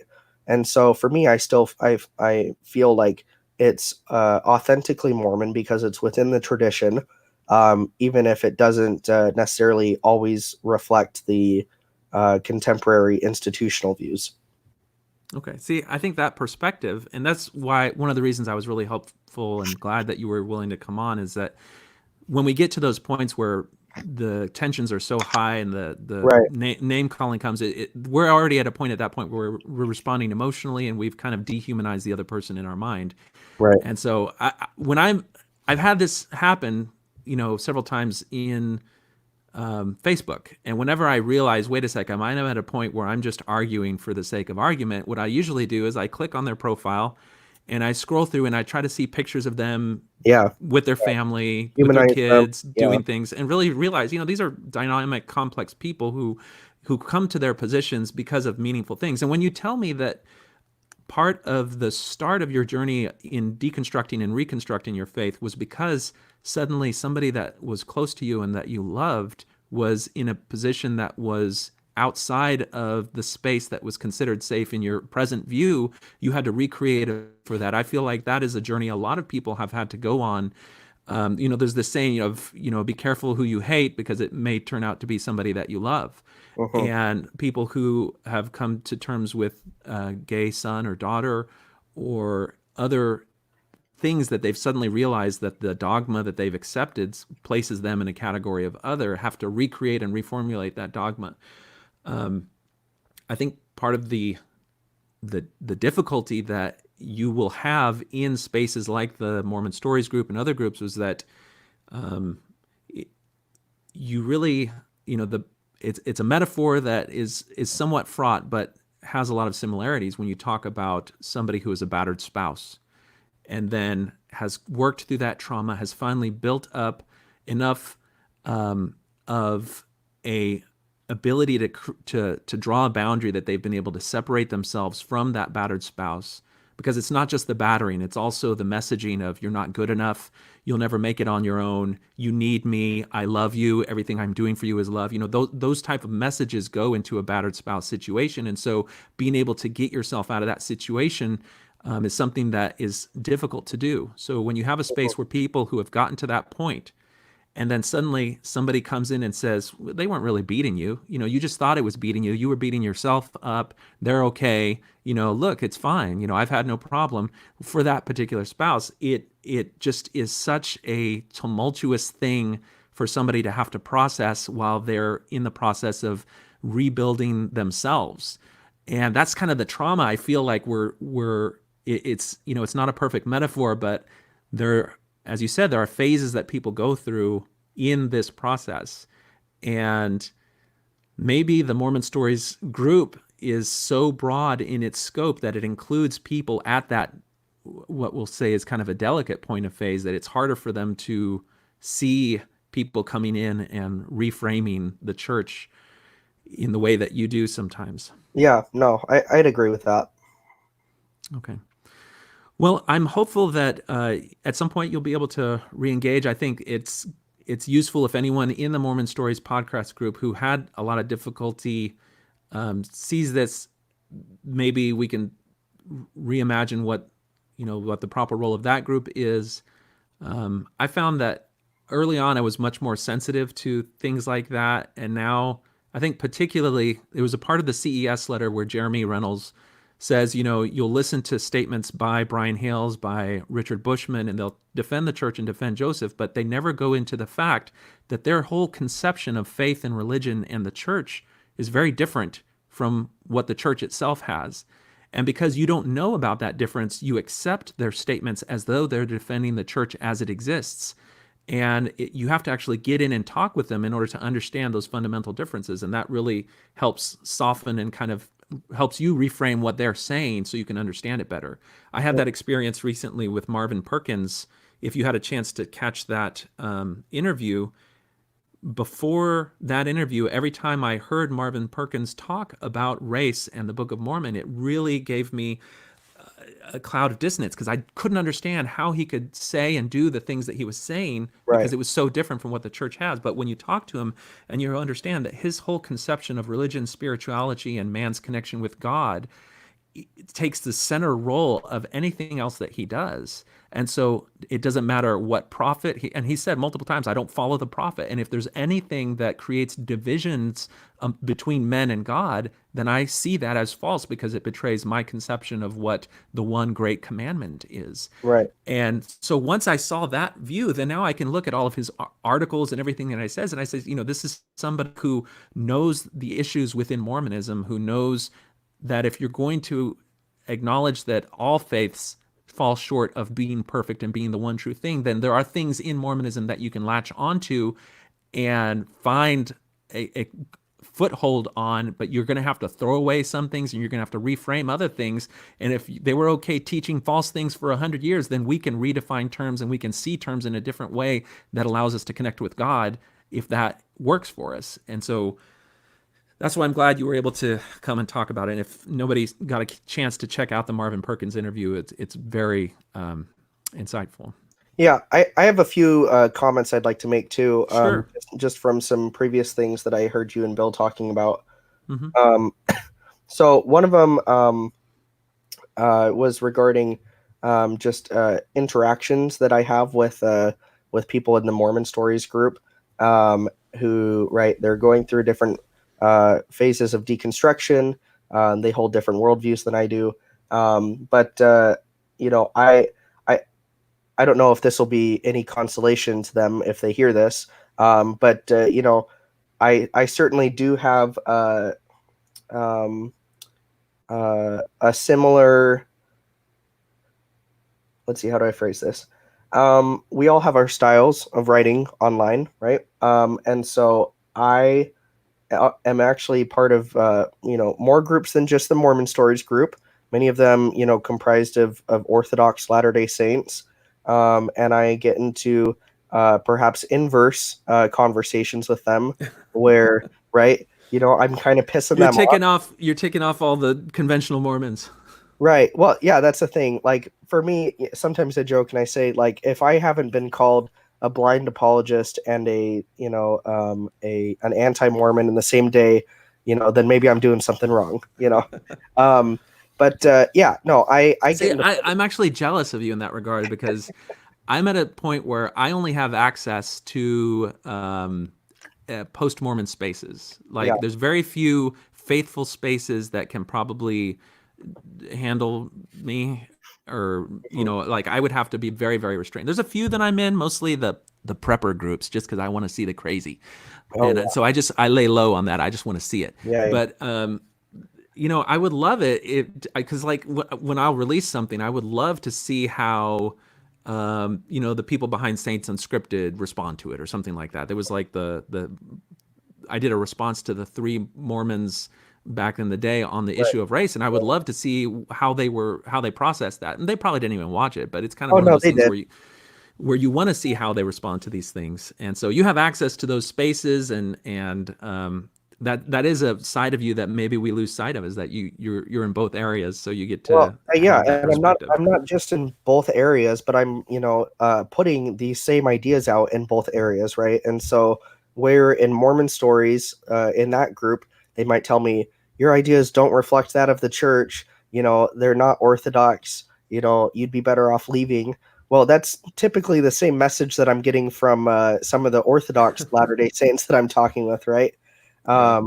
Who similarly have very specific conceptions of how a Mormon faith is supposed to operate.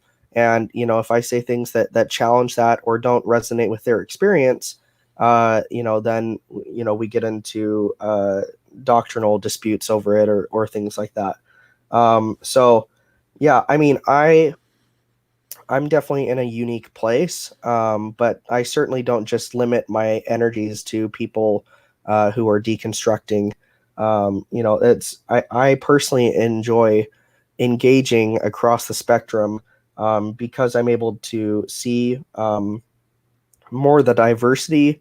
I get to encounter a lot of people in different spaces, and people would ask me, like in the Mormon Stories group, like why are you even here, what are your motives, what are you hoping to get out of this?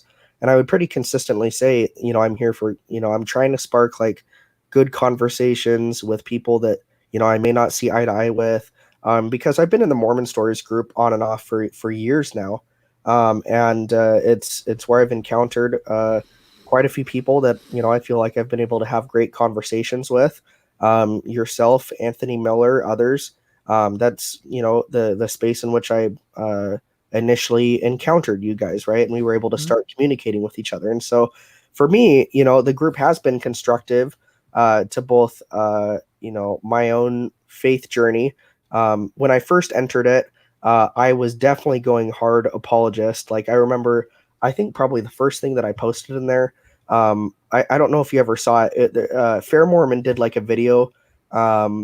Is like a kind of dramatized video, like 20 minutes long, on like a faith crisis, and they have like actors and stuff. It's really cheesy, but back in the day when Fair Mormon was my bread and butter, and it was just answering all the questions I ever had, in just very satisfying ways, and I didn't know Mhm. anything different. um, yeah, I had the audacity, or perhaps the naivete, of posting that in the group, thinking that, yeah, oh my gosh, these people, they just need Fair Mormon. If only they encountered this too. I'm sure they haven't, you know. And that, Oh, oh, you it you was a poor quick spring learning curve, child. my friend. It was a very quick learning curve, and it was good for me because I was able to understand. Wow, like you know, stepping into a group that is like this and being like just a flagrant apologist can come off as very tone deaf. It can be dismissive or invalidating of other people's experiences.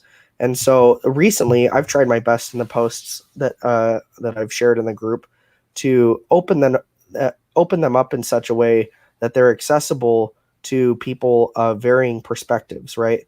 So I think I did a post in there on like why. Um, let's see. I did one post that was like a literary approach to the Book of Mormon. Mhm. I don't know if you've read Grant Hardy's Understanding the Book of Mormon through Mm-mm. Oxford University Press. It's really good because he doesn't put any kind of requirements on the reader to ascend to certain like claims of faith. It's purely literary. It's talking about the book's complexity, the internal narrative, arguments, things like that. And if we're approaching it in terms of literature, I think there's a lot that's fascinating about the text, and it's worthy of study, and there's many different insights that one can get out of it, that aren't prerequisite on whether you accept it as an ancient text or a 19th century production, right? I So I I'd imagine much we're going to see a lot more of that perspective. right. from I'd love to different areas. cultivate conversations like that with people across the spectrum who are ready to have them, right?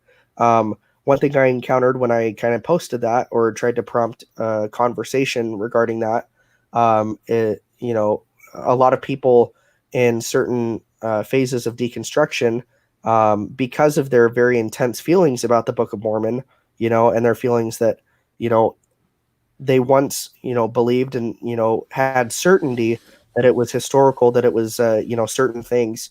Now that it's not anymore, it symbolizes perhaps in ways the lie that they believe that they accepted their whole life, right? Yeah. And so there's a lot of very intense feelings that are attached to it, and many people in the group, I think, are of the attitude that it's better off just not being approached at all, right? Don't waste your time with it. Don't, it's a fraud, right? Um, so yeah, I mean, there's some friction raised over that.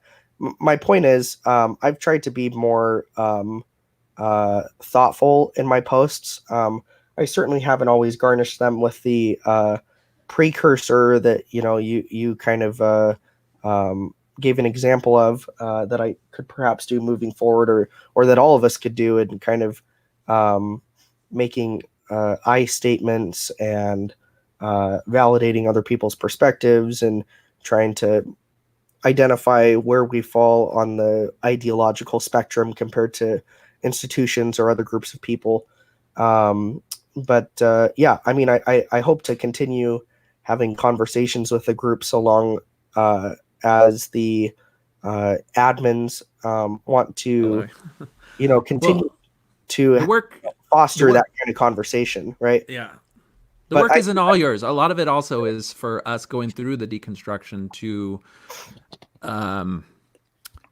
at some point you just realize, like, when you jump in and you're in fair Mormon apologetic mode, we could just step back and just like, at some point you realize that is what you're doing, and you're still in that space where that's what you need to do, and you can detach yourself from it, and eventually we get there too. So I think both of us are changing in terms of different Right. sides. Yeah, of no, this. I would just love to be able to be better understood in the group, in the sense that I'm often called, like an apologist or a TBM or stuff like that.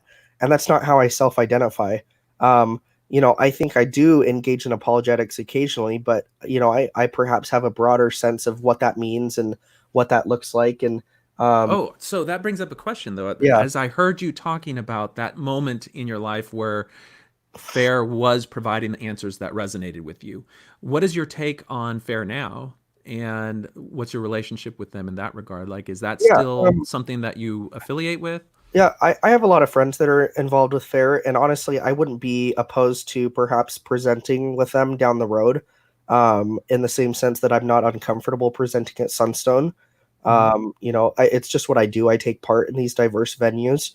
And so I don't always share the same conclusions that they might reach on their website or they might offer. One thing that I kind of don't find helpful for myself nowadays,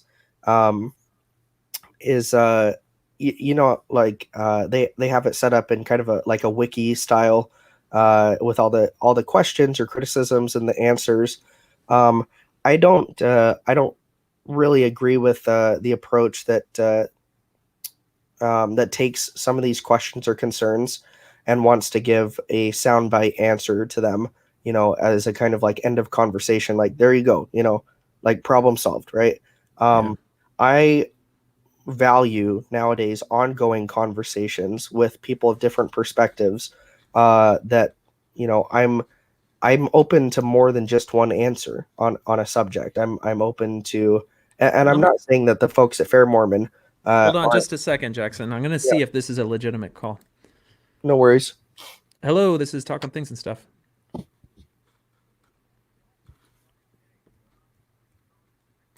All right, hold on just a second. Let me get the phone tab working because they can't hear you right now. Let's see. I'll get that there and hit share. All right, and we'll go back to this. Okay, you're on Talk on Things and Stuff. Do you have a question Hi. for us. It's great to actually hear you. I've been watching your stuff for quite some time. I really enjoy how you put your information together. But just to give you a little information about me, returned missionary, went to southern France, came home and decided to tell the folks, sorry, you sent me to a 2,000-year-old country. And I sort of learned how you put this stuff together, so I can't do this anymore. And ever since, I sort of got that same treatment of, please just don't come back.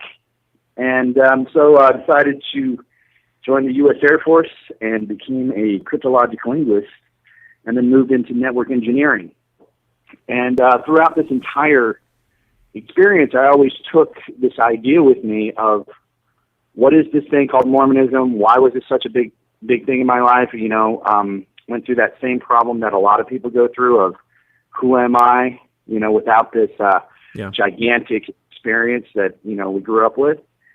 And one of the craziest things that, you know, I was ever able to do was to learn all these other languages, such as Arabic and Hebrew, you know, of course, for the military concept and using that with computers and analysis. But what was the most, it was sort of like a side effect was, hey, here's all these languages that sort of profess this almost same thing. And I see, you know, almost new religions rising up using this almost, I guess the best word is formula. You know, and when I look back at, you know, Joseph Smith, which I had a huge distaste for the church after I got out, like most Mormons. But now my biggest question is like, where, because, you know, just like everything else, you know, there's going to be an evolution. And I'm wondering what it would be like, you know, if somebody got a hold of this type of formula and were to computerize it and to sort of put it out there on a, like, hey, let's diagnose people psychologically and give them sort of a Scientology concept, but sort of analyze them through how they use the internet or how they use their social media or how they use their ideas. I know it sounds a little when bit... you say a formula, are you talking about a conception of the world in a metaphorical sense that gives them the answer to the spiritual questions that we're posed with? What do you mean by formula? Sure. And you know, for a long time, I'd have to admit, just like most Mormons, when I got out, I became a devout atheist. You know, I said, hey, nothing can be true. And it wasn't until I got out of the military about 4 years ago that I started having a new spiritual awakening. And when this all started happening, I started noticing what I like to call the formula, where it's not completely 100% this rigid computer analysis thing, but it also is it has to deal with mythological, those old stories that keep on popping up over and over, not just in our movies or our stories, but it's this idea of that hero's journey that we see, you know, where you can take it to that mythological world where it's like, hey, where are you? How hard are you pushing? You know, what is it that you want out of this life? Mm-hmm. And it can get, you know, sort of esoteric, you know, where you realize that a lot of people aren't asking these questions anymore. They're sort of really satisfied. And I think, you know, things like Facebook or YouTube can get people into that satisfied moment where they lose their aspect of, hey, what is right around the next bend? What am I here to do? And always, you know, enjoying that question that we were, you know, posed as kids. And I think something like Mormonism has lost that.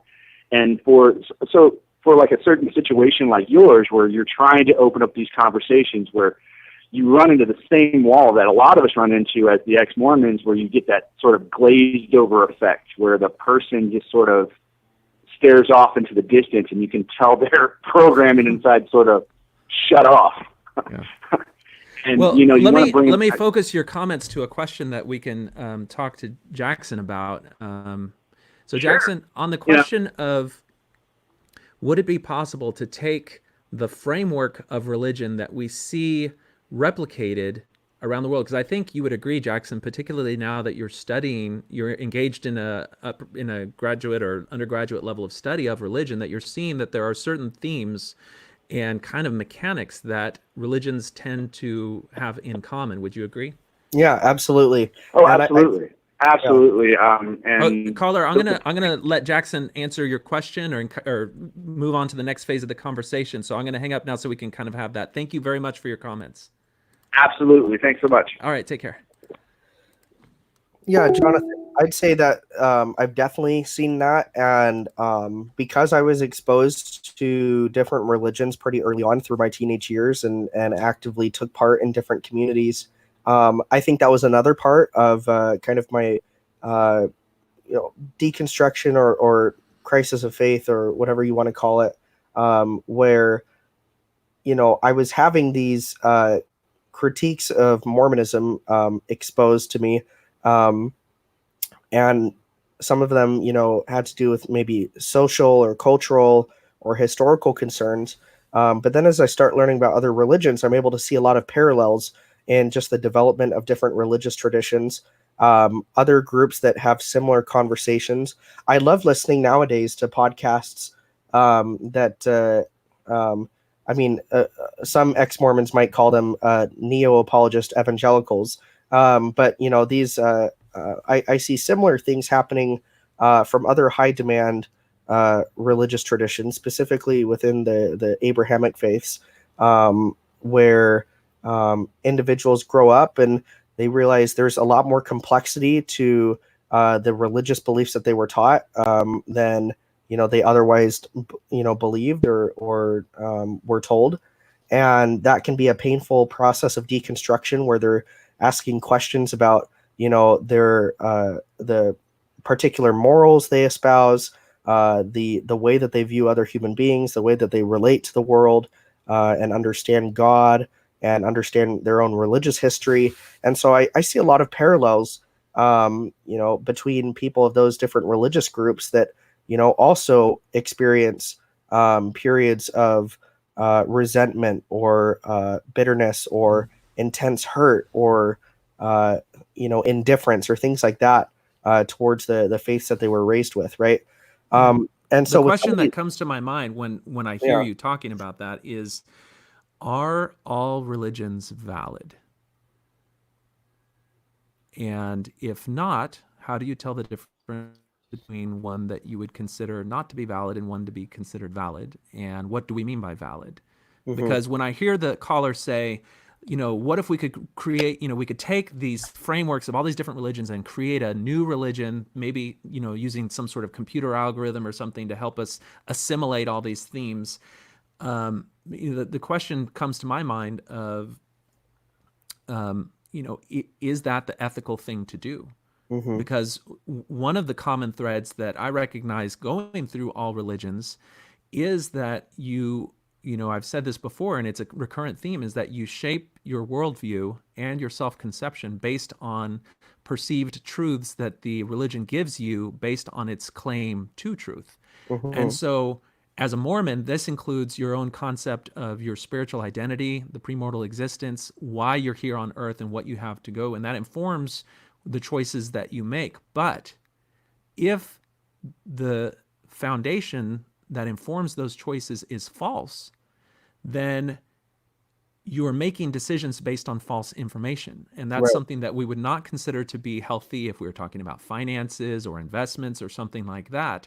And so there's a degree of unethical foundation to creating or fabricating a system of truth. And that's why when I look at religions, I could say there are some religions that have validity in that they give you space to still to have your free agency, to be able to make decisions that don't immediately ostracize you from the community within reasonable bounds. We're not saying that murder, theft, and rape and things that are universal moral boundaries don't exist. But when you have systems that create proprietary boundaries based on truth claims that are falsifiable, that's where distortions start happening that create problems. How do you draw the line there? Yeah, perhaps another way to approach it, because I think there's certainly many people who do, based off particular historical claims or truth claims, make decisions and it informs their reality. So I definitely agree. I think another part of it as well um, comes through the mode of like religious experience, right?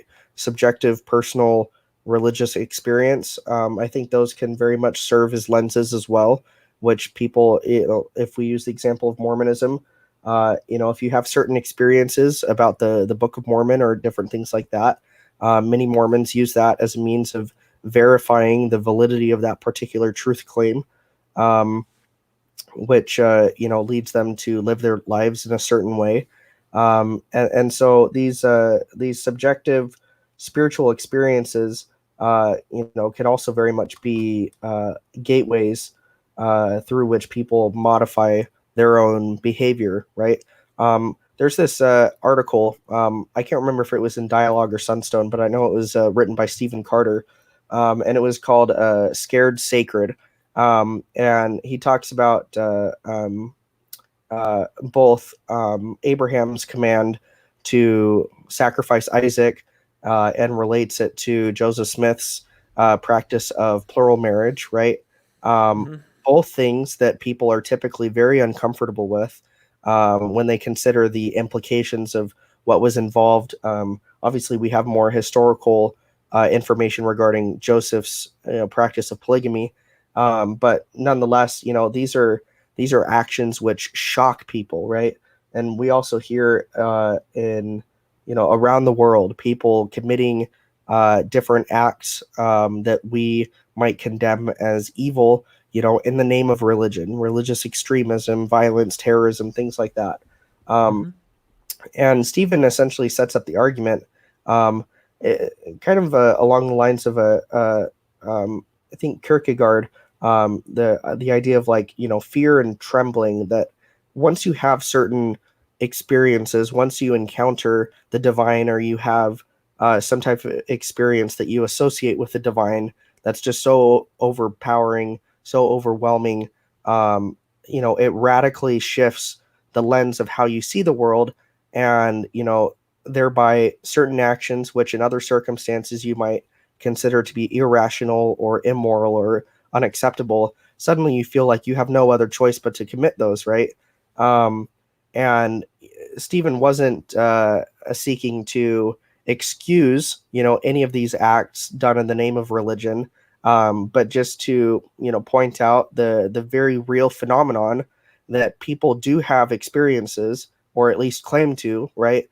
Which then, the way that they make sense of them leads them to act in certain ways, which, for outsiders, he poses the question in his work, who among us, if we saw Abraham taking Isaac up the hill, no, and we knew that he was going to kill him, of course we would run to stop that, even though it's something that we tell children in our various, religious traditions, a story that we say symbolizes Jesus Christ, or we attribute different meanings to it, and it's like at the end of the story, we're all happy because, Abraham didn't actually sacrifice him. God prevented it. Well, God didn't prevent, Joseph from bringing, different women into the marriage bed, right? And so Latter-day Saints have unique things that they need to wrestle with. And it brings into question things of epistemology, the validity of religious experiences, the ethics of justifying things in the name of religion. I think it's a very poignant piece. Is the Abraham story something that you will tell your children? And what Yeah, lesson would you draw from that? right. That's a great question, and it's something that I've considered too. Not just Abraham. Am I gonna, buy my children, uh, children's books that are all not cute and illustrated with Noah's Ark, all the cute little No, animals? the church has already answered this. You can go to Deseret Book and get the Yeah, children's Book of Mormon story, yeah. and the Laban story is just skipped outright. They just don't Wait, are even you go into some. serious? I'm serious. Yeah, Oh, I wow. bought a copy of it. It's downstairs in my library. Oh, But that's they skip that because it's not a good moral. right. And by the same token, the Abrahamic story is, and so that Right. speaks to the underlying theme here of if you know people do make choices based on what they perceive as real knowledge, And in some cases, if your spiritual worldview is built on false claims, particularly if they give authority to certain people, and in Mormonism, that authority has been handed down. It was originally given to Joseph Smith and has been handed down to people who sat in his same seat of power and exists today. And you can see the effect of it in how people defer to the brethren, just in terms of, am I okay? Is it okay for me to love my gay son? Well, what do the brethren say? Is it okay for me to have them in my house, or do I have to say, please don't do that? Like President Oaks modeled for church members. And it's so fascinating to hear people like yourself, like Marvin Perkins, like other defenders of the church say that they feel comfortable holding an opinion and a view that's different from prophets because they don't revere prophets in that way, when the prophets themselves continually and repeatedly impose the idea that if you are going to please God, if you are going to be good, then you will obey and follow the prophet, even if it goes against your conscience. Right.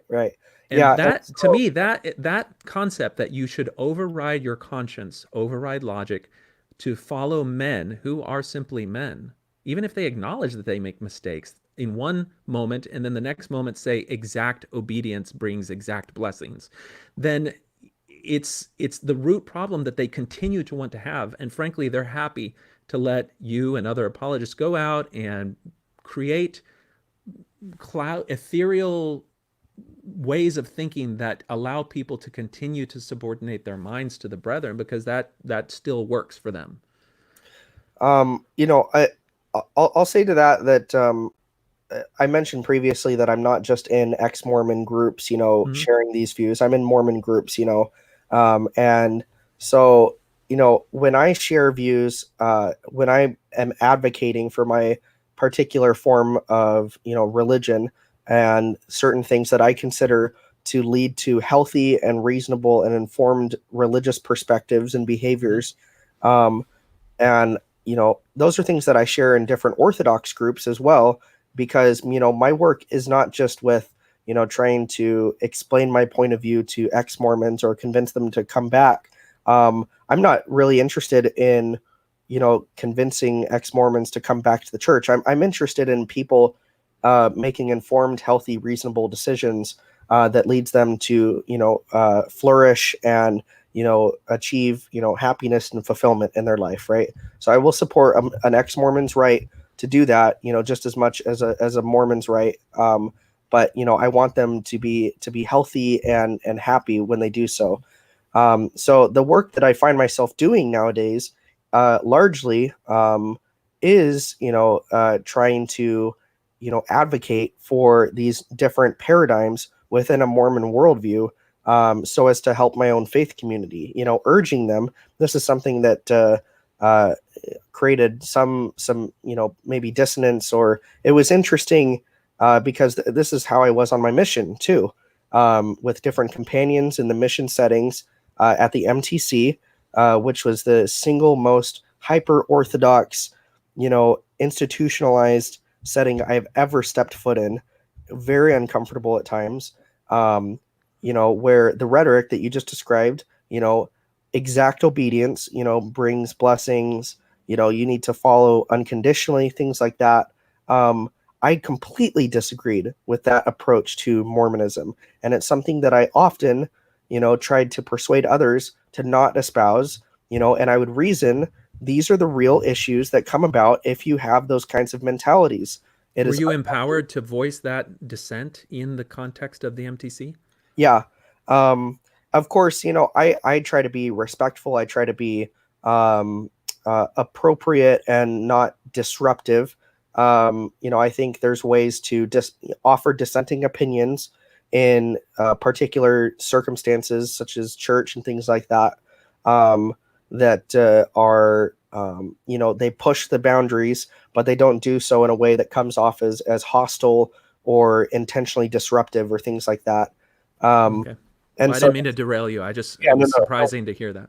Right. No, it's something that I would meet with different leaders of the MTC about and express my serious concerns with, and on my mission as well. And I felt like, I had an obligation if someone in those settings asked me a particular religious question, I have an ethical and moral obligation, a spiritual obligation even, to answer them in an honest way, of how I make sense of it, right? Even though there was this pressure to, espouse a certain narrative, I felt like I was able to personalize that narrative, where I still, believe with or associate or identify with it enough to where, I wanted to go on a mission in the first place, right? And I knew what I was getting into. Did But you know that it was going to be that orthodox? I remember when in the weeks before you got your mission call and before you left for the MTC, a lot of people saying that you're going to run into problems at the MTC and on your mission because of the contrast between your more open perspective and the yeah, type of narrow, rigid obedience that the MTC drills into people, frankly. yeah. I will say that there's a big difference. Here, let me get a drink of water real quick. Sure.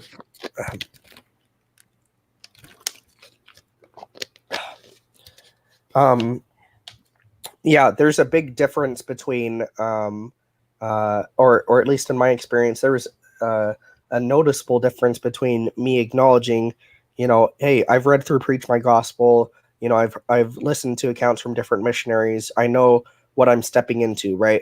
There's a difference between like reading about something, or hearing about it secondhand, or mentally preparing yourself for it, but then actually experiencing it yourself, right? So There's also the social dynamics of seeing right. everybody around you conform, and suddenly you stand out a lot more. I mean, there are sociology experiments talking about how our brains are programmed to conform in those social settings. So you have to overcome some of the human nature Yeah. of yourself. And I had read like Stephen Hassan's book, what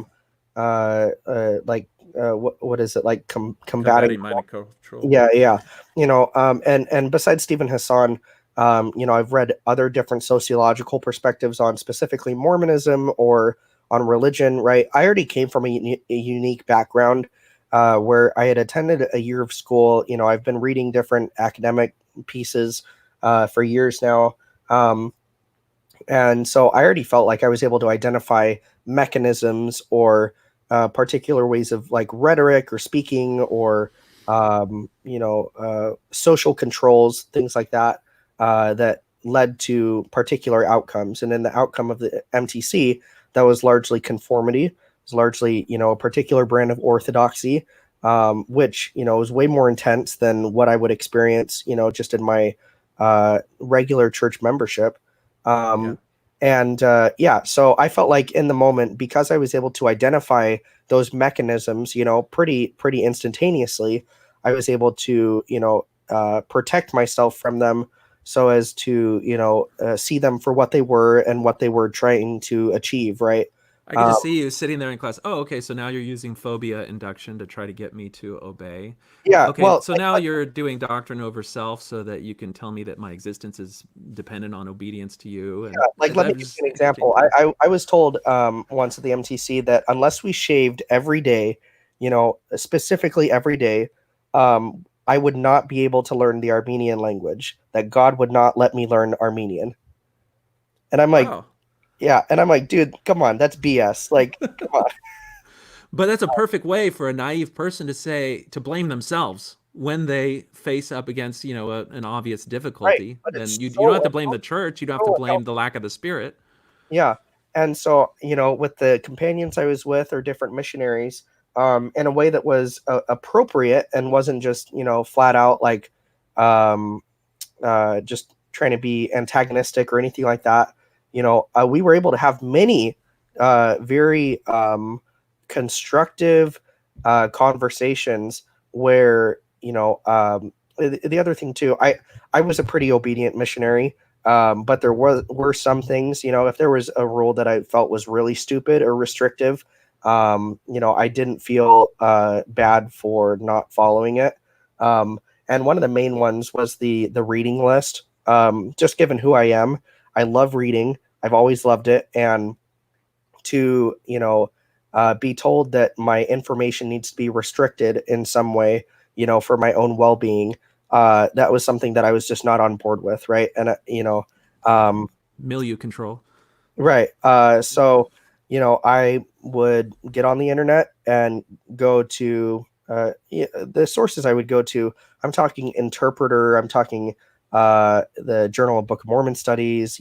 Farms. Faithful sources, Yeah, yeah, faithful sources that yeah. took a broad Yeah, perspective. nothing that is going to get me removed from a mission by any means. And I'd be able to justify them in one way or another. I also read from like the Society of Biblical Literature and other like non Latter-day Saint sources, but all things that I felt like I'd be able to justify. Like, I'm learning about the scriptures. This is who I am. Blah blah blah. It never became a problem. But I legit printed off hundreds and hundreds of pages in Armenia of these different articles, these essays. I printed off probably 15 volumes of dialogue while I was out there. And it's one of the few things that, I was able to have that really kept me sane. It felt like a sanctuary at times, especially dialogue, where I was able to encounter very different voices that espoused a Mormonism that very much resonated with me. And that's the thing. On my mission, I felt like my religious identity, my kind of ties to Mormonism, very much were deepened. Different things that I, beforehand said that I had a testimony of. I felt like my testimony was strengthened.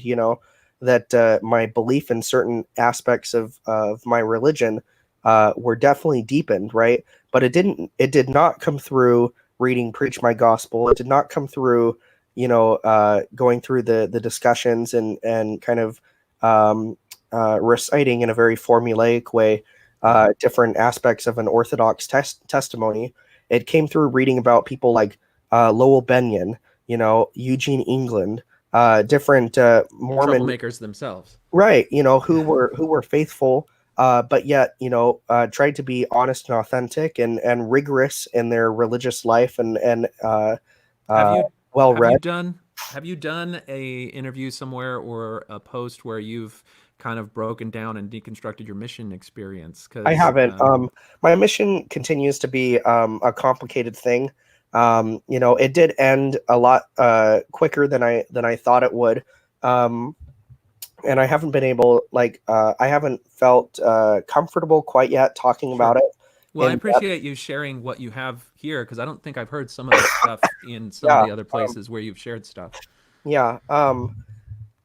So I'm in a much better place now than I was when I first returned for my mission. I've been able to get closure.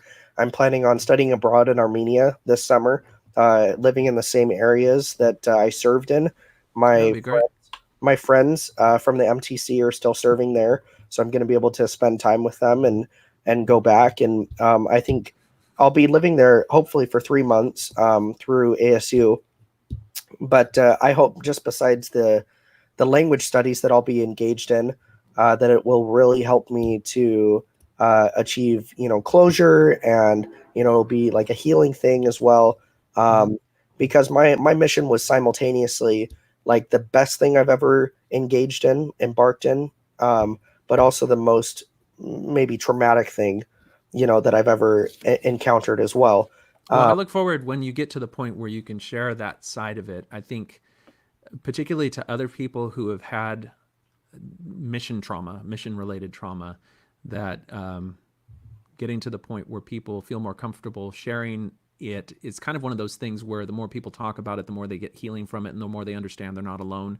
Right. And I think it helps them see perhaps some of the reactions they had in a more permissive, more human way. So I look forward to you getting to the point where you can do that. Yeah, I'm running up against a 3-hour mark, and I have to wrap things up a little bit. I did want to make sure that you were open at some point in the future if you wanted to take part in these conversations again. It's much more interesting to me, and I hope interesting to the audience, if I can get something more than all ex-Mormons or all post-Mormons on this. And so it's been, thank you for extending the grace that you did to being willing to participate in the conversation. And certainly in the future, if there's anybody else, hopefully you can tell other voices and personalities that I'd love to have discussions with that I'm not terribly bad, even though some of my videos No, are you're maybe a nice snarky. guy, Jonathan. I'd love to hear Kwaku's side of the whole RFM Kwaku debacle at some point. Oh my gosh, that so- might be a stretch. But yeah, no, I'm glad I was able to come on today. I'd love to have more of a heads up in the future. I know that this was kind of spur of the moment. Well, which is totally this fine. Friday show is kind of a recap of just what went on, and if Yeah. anyone's, it's all improv. So Yeah, I and had I stuff ready apologize to go. that my voice is so messed up. It's yeah, not noticeable at all. You're fine. Okay, that's good. It's much deeper than it normally is. I'll let you know. So maybe it's a good thing. Yeah. But yeah, no, I'm happy to chat. And as far as talking about my mission experience, it's really just a matter of like platform and venue now. Mhm. I'm debating going, maybe on a couple or yeah.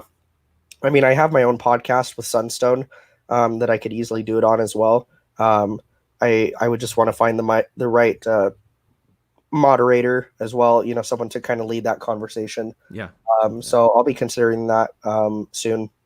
All right. Well, we're going to wrap it up here. Thanks, everybody who joined in. And we should be putting this on a podcast sometime so you can listen by audio only, if I can figure out how to do that in the future. And until next week, this has been Talk on Things and Stuff, and we will see you later.